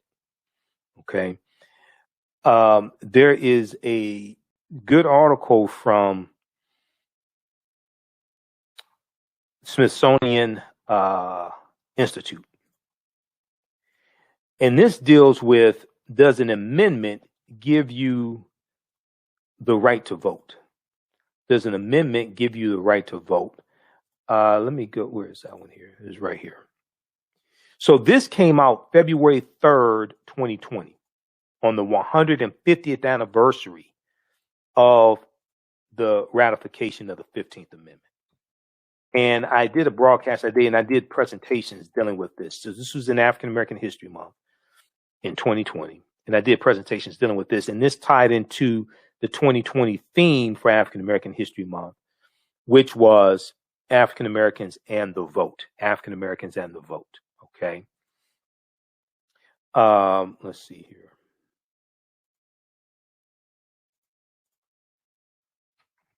Yeah, so and we know that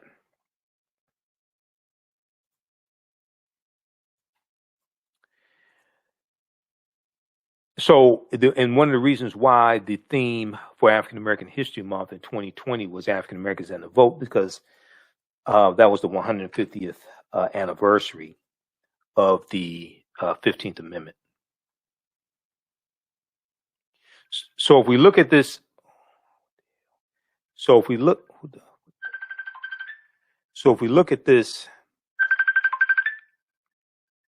at this article here,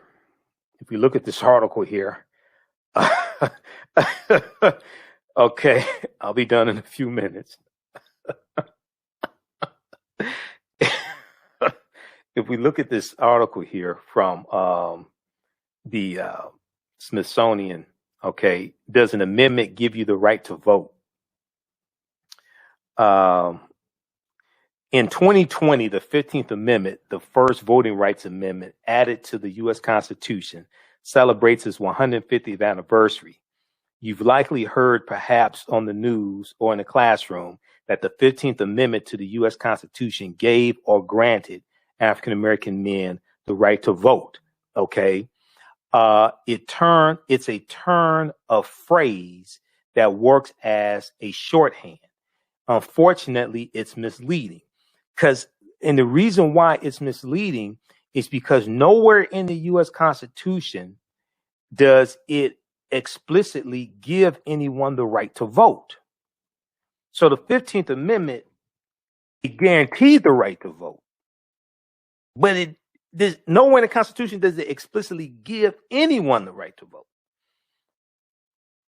As written, the 15th Amendment does not explicitly grant anyone the right to vote. Instead, it prohibits federal and state governments from placing restrictions. Instead, it prohibits federal and state governments from placing restrictions on voting based on three criteria: race, color, and previous conditions of servitude.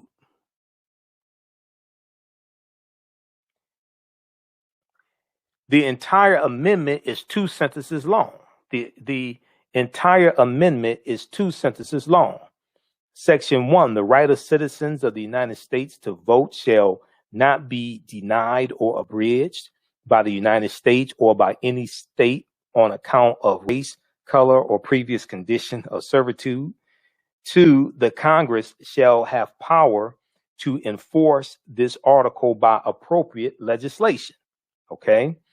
Now, later voting rights amendments to the U.S. Constitution, especially the 19th Amendment and the 19th Amendment, guaranteed the right to vote for women. The 26th Amendment lowered the minimum voting age from 21 to 18.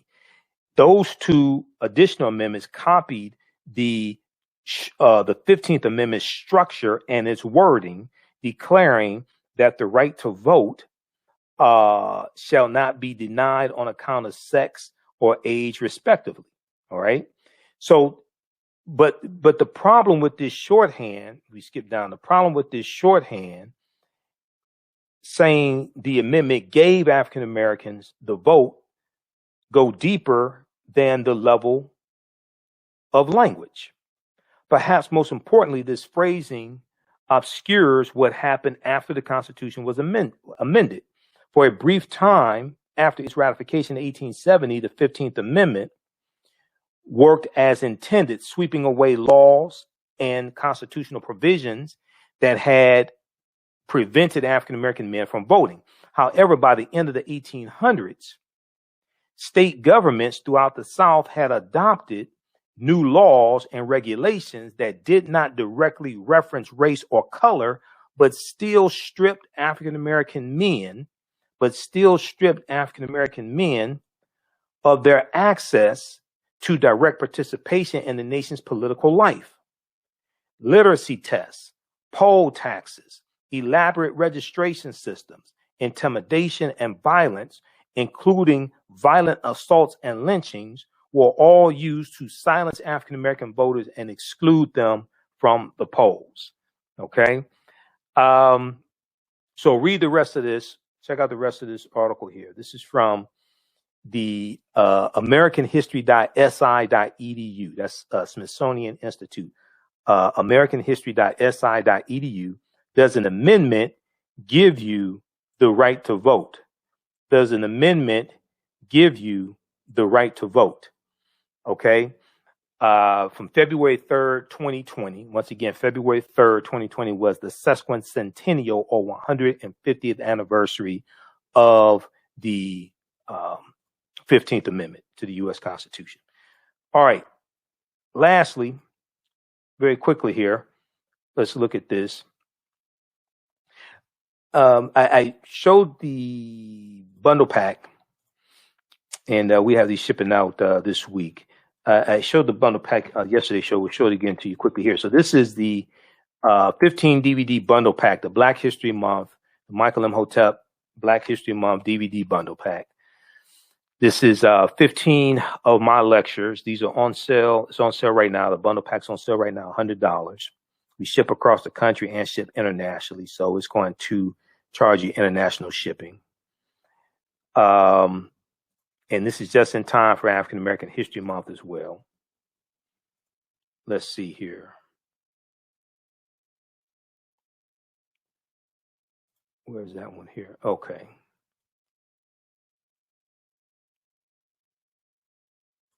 So I'm going to show you these presentations that are included in this bundle pack. And this gives a lot of good content for you to discuss and to watch during African American History Month. So you don't have to deal with a lot of the same things, because some people are tired. Some people don't like going to Black History Month celebrations, African American History Month celebrations. One, they say they're depressing. Two, it's, the same runaway slave stories they hear, all the time, what have you. So I got stuff that people haven't seen before, haven't heard before. So we have, there are 15 presentations. These are all DVD lectures. I'm doing PowerPoint presentations, things like that. We have almost 3-hour presentation I did dealing with the film Black Panther analysis, African culture, history, and Afrofuturism. There's a description here for each one of these when you check it out at our website, AfricanHistoryNetwork.com.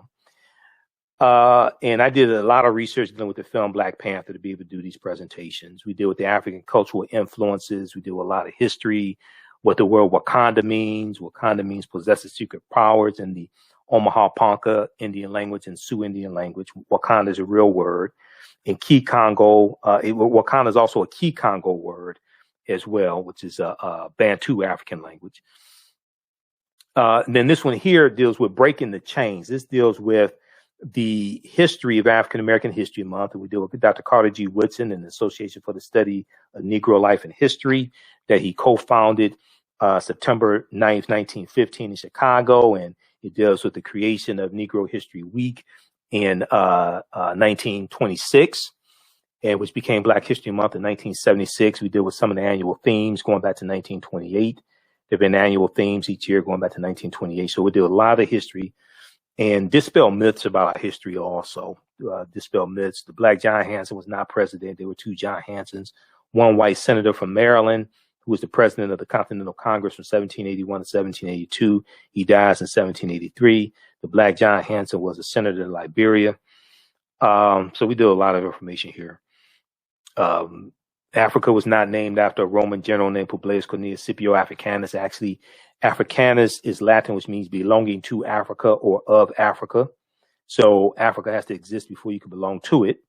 And you read Cassell's Latin English Dictionary, 2002 edition, page 11, in the entry for a fear. It gives you the definition of Africanus.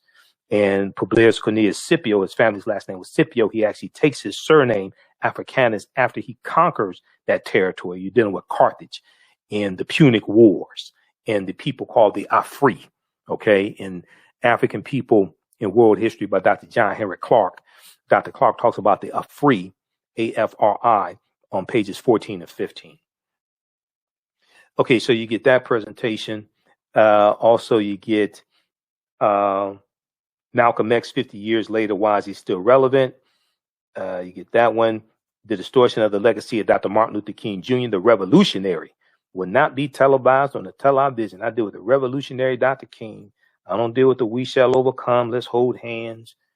I don't deal with that. I deal with the revolutionary Dr. King. I deal with the Dr. King that tried to get a concealed pistol license in 1956 during the Montgomery bus boycott.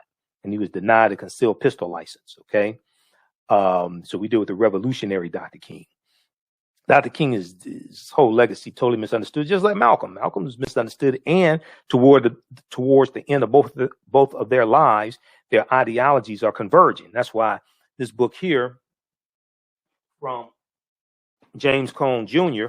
is so important. Martin, Malcolm in America, A Dream or a Nightmare, because their ideologies were converging toward the end of both of their lives. Okay, so you get that one. You get, what else you get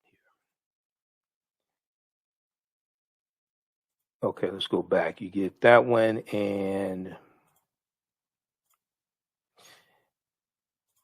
then the next one is, this is another one dealing with Black Panther, lessons from the film Black Panther.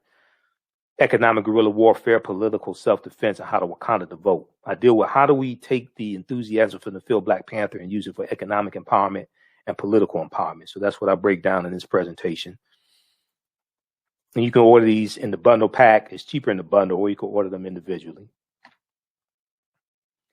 Some of these on, so this is a DVD bundle. Some of these are in digital download format as well. This one here that deals with the Three-Fifths Compromise of 1787 and the Electoral College. And no, the Three-Fifths Compromise did not say we were three-fifths of a human being. It's talking about for the purpose of representation and taxation.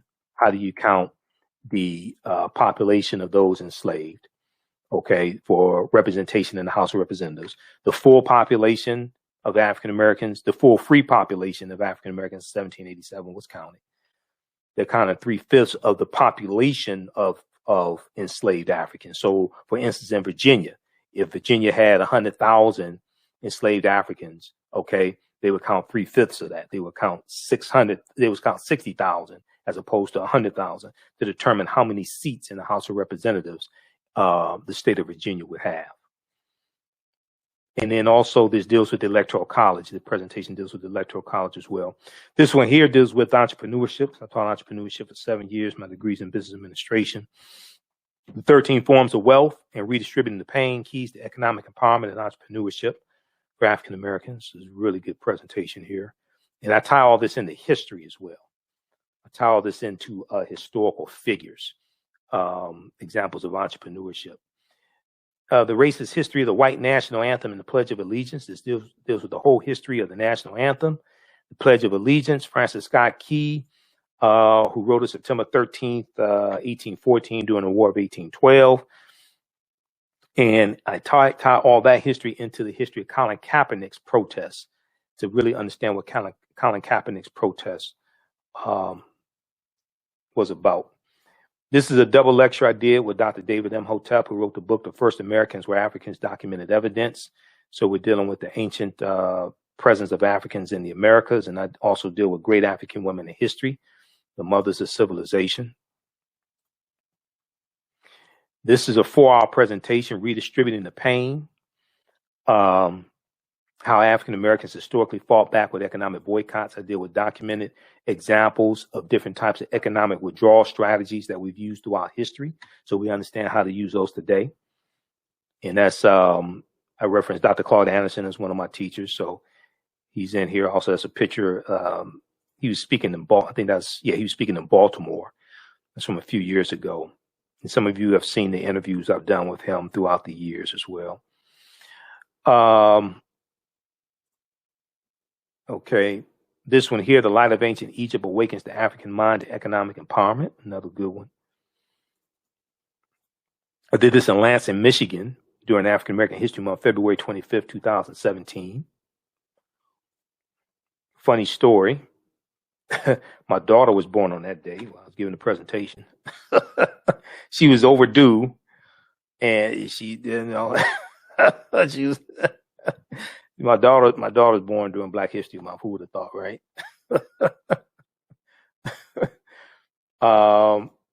We didn't know she was going to come then, but yeah, my daughter was born during Black History Month, right? I guess that's appropriate. Okay, either that or Kwanzaa. Human guinea pigs, the history of the Tuskegee experiment of untreated, the history of the Tuskegee experiment on the Negro male. Contrary to popular belief, they did not inject them with syphilis. There were 600 men in the study.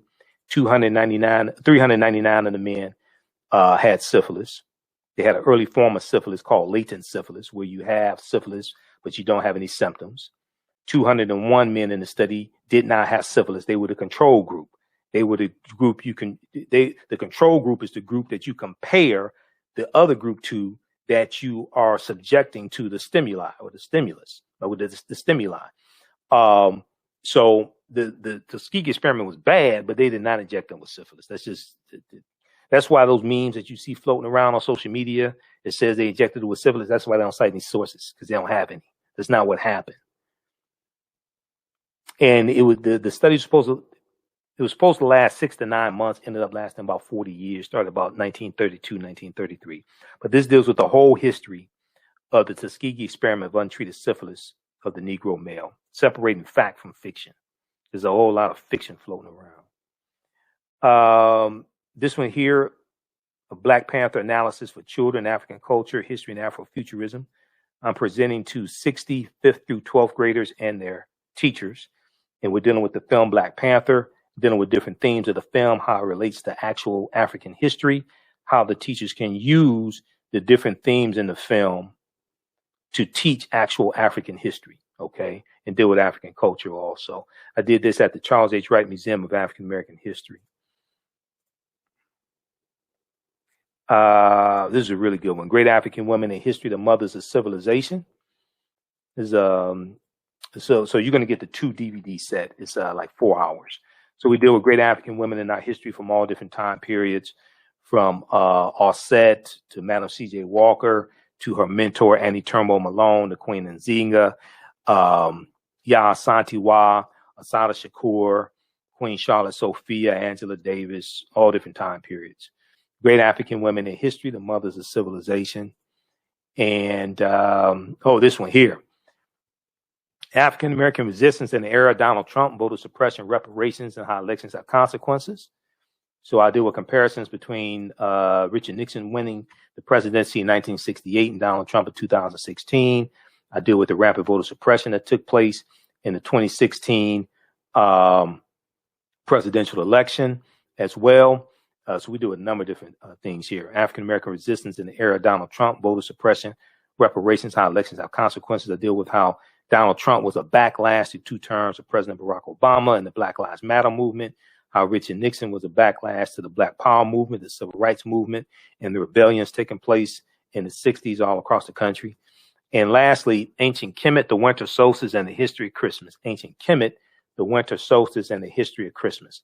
So this deals with the pre-Christian origins, the pre-Christian celebrations that are going to end up forming the celebration of Christmas. We deal with the origins of Christmas. We deal with things like the festival of Saturnalia amongst the ancient Romans, the festival of Mithra amongst the Persians, the festival of Yule.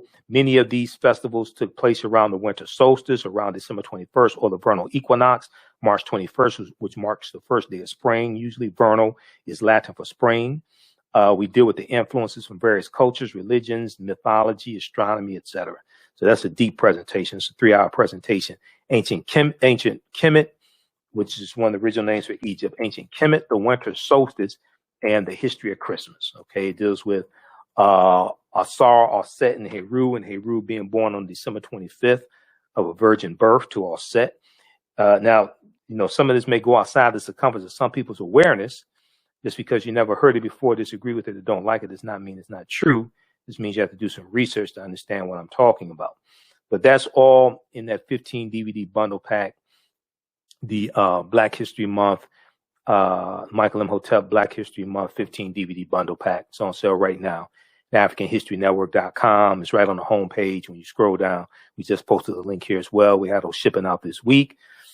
So you can place your orders, and your African American History Month will never be the same again. You're going to have a very, very interesting African American History Month, okay? Because it won't be information that you've heard before, oftentimes, all right? For many people, a lot of this will be some new information. Okay, hey, look, we have to get out of here. Remember, at the African History Network, we focus on educating, empowering, and inspiring people of African descent throughout the diaspora and around the world. Because right now, it's corrects wrong behavior. It's not over till we win. Wakanda forever. Talk to you tomorrow night. Peace. With blackbusinesstee.com, the messages are clear and meaningful. Keep your business in the black and out of the red. Mind your black business. Know your numbers and plan strategically. Black Business Boss, lead your industry. Support black business, encourage, patronize, and uplift one another. blackbusinesstee.com currently has products sold in Detroit, Atlanta, Chicago, and Los Angeles, with proceeds returned to the black community.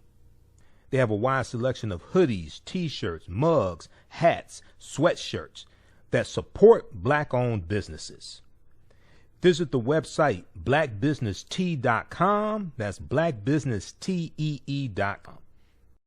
For 25 years, the Black History 101 Mobile Museum has carried on the rich legacy of the Black Museum movement in America by showcasing original artifacts of the Black experience at colleges, universities, K-12 schools, corporations, libraries, conferences, and cultural events, making it the most traversed Black History mobile exhibit in American history.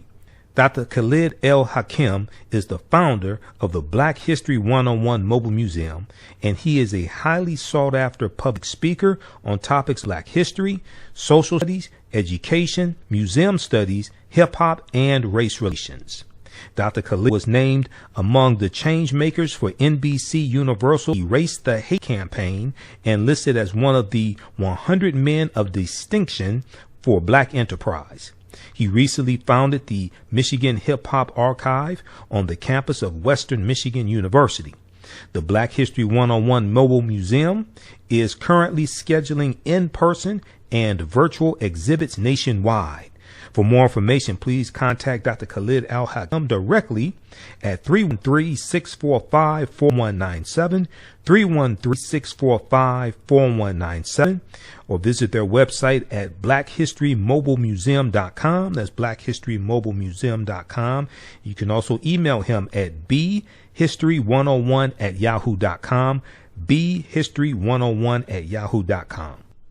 Soul Natural Beauty Products offers organic, plant-based skin and hair care products that will rejuvenate skin and naturally grow and thicken hair. Their whipped shea butter can heal or restore damaged skin cells to prevent hyperpigmentation and skin breakouts. All products are made with organic plant-based ingredients.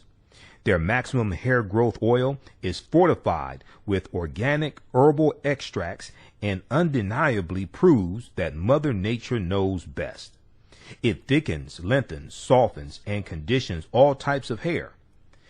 They even guarantee hair improvement within 90 days or a full refund. Their all-natural 24-hour deodorant leaves the body smelling fresh without sweating for up to 24 hours. It does not stain fabric, goes on smoothly, and has a refreshing lavender and frankincense aroma. It can be used by men, women, and even children. Place your order today at soulnaturalbeautyproducts.com. That's soulnaturalbeautyproducts.com, and follow them on Facebook at Soul Natural Beauty Products. Do you have an idea or business that requires app development or thinking of moving your IT resources to the cloud? We have post-paid and profit-sharing plans for unique ideas or profitable businesses. Who can take advantage of this unique program? Entrepreneurs with unique ideas, startups, small to medium businesses. Contact us 267-209-0352. Visit nomadicsystems.net, nomadicsystems.net today. Gain knowledge in minutes with Blacklist Ed. Blacklist Ed is an app that provides insightful summaries of books pertaining to the Black experience. As Black people, we know the importance of reading books to discover our incredible contributions to world history, to uplift our self-esteem, and to empower ourselves for our relentless fight for social justice. Unfortunately, with our busy lives, it feels like there is never enough time to read a book. Fortunately, there's a solution. With Blacklist Ed, their app provides key insights from best-selling books about the Black experience, therefore saving you time, increasing your knowledge, and empowering yourself through inspirational and actionable ideas. You can read or listen on the go. Start your free trial today by going to blacklisted.com. That's Black without the C, B-L-A-K. Or you can download the Blacklist Ed app from the App Store or Google Play. Blacklist Ed, empower yourself. Have you tasted the world-famous Frowny Brownie yet from the Pink Bakery? If not, what are you waiting for? They are vegan, gluten-free, and free of the big allergens. While eating their No Frowny Brownies, the fabulous Miss Tabitha Brown said they were very good. Very good. And you know, if she says that, they are. The Bakery is the first Black-owned, Big 8 allergen-free baking mix company. Go to thepinkbakery.com, that's thepinkbakery.com, to order their No Frowny Brownie mix today. Yaya Rule is a line of African print-inspired apparel catered to the Black community. The pieces include t-shirts, sweatshirts, hoodies, jackets, dresses, skirts, activewear, bags, and other accessories and home decor. This brand offers a revived way for men and women to wear their Black pride and honor their African heritage anywhere at any time. This apparel line is for anyone, whether you are working in the corporate world, are an entrepreneur, or an artist. Their selection will allow you to casually let your pride shine or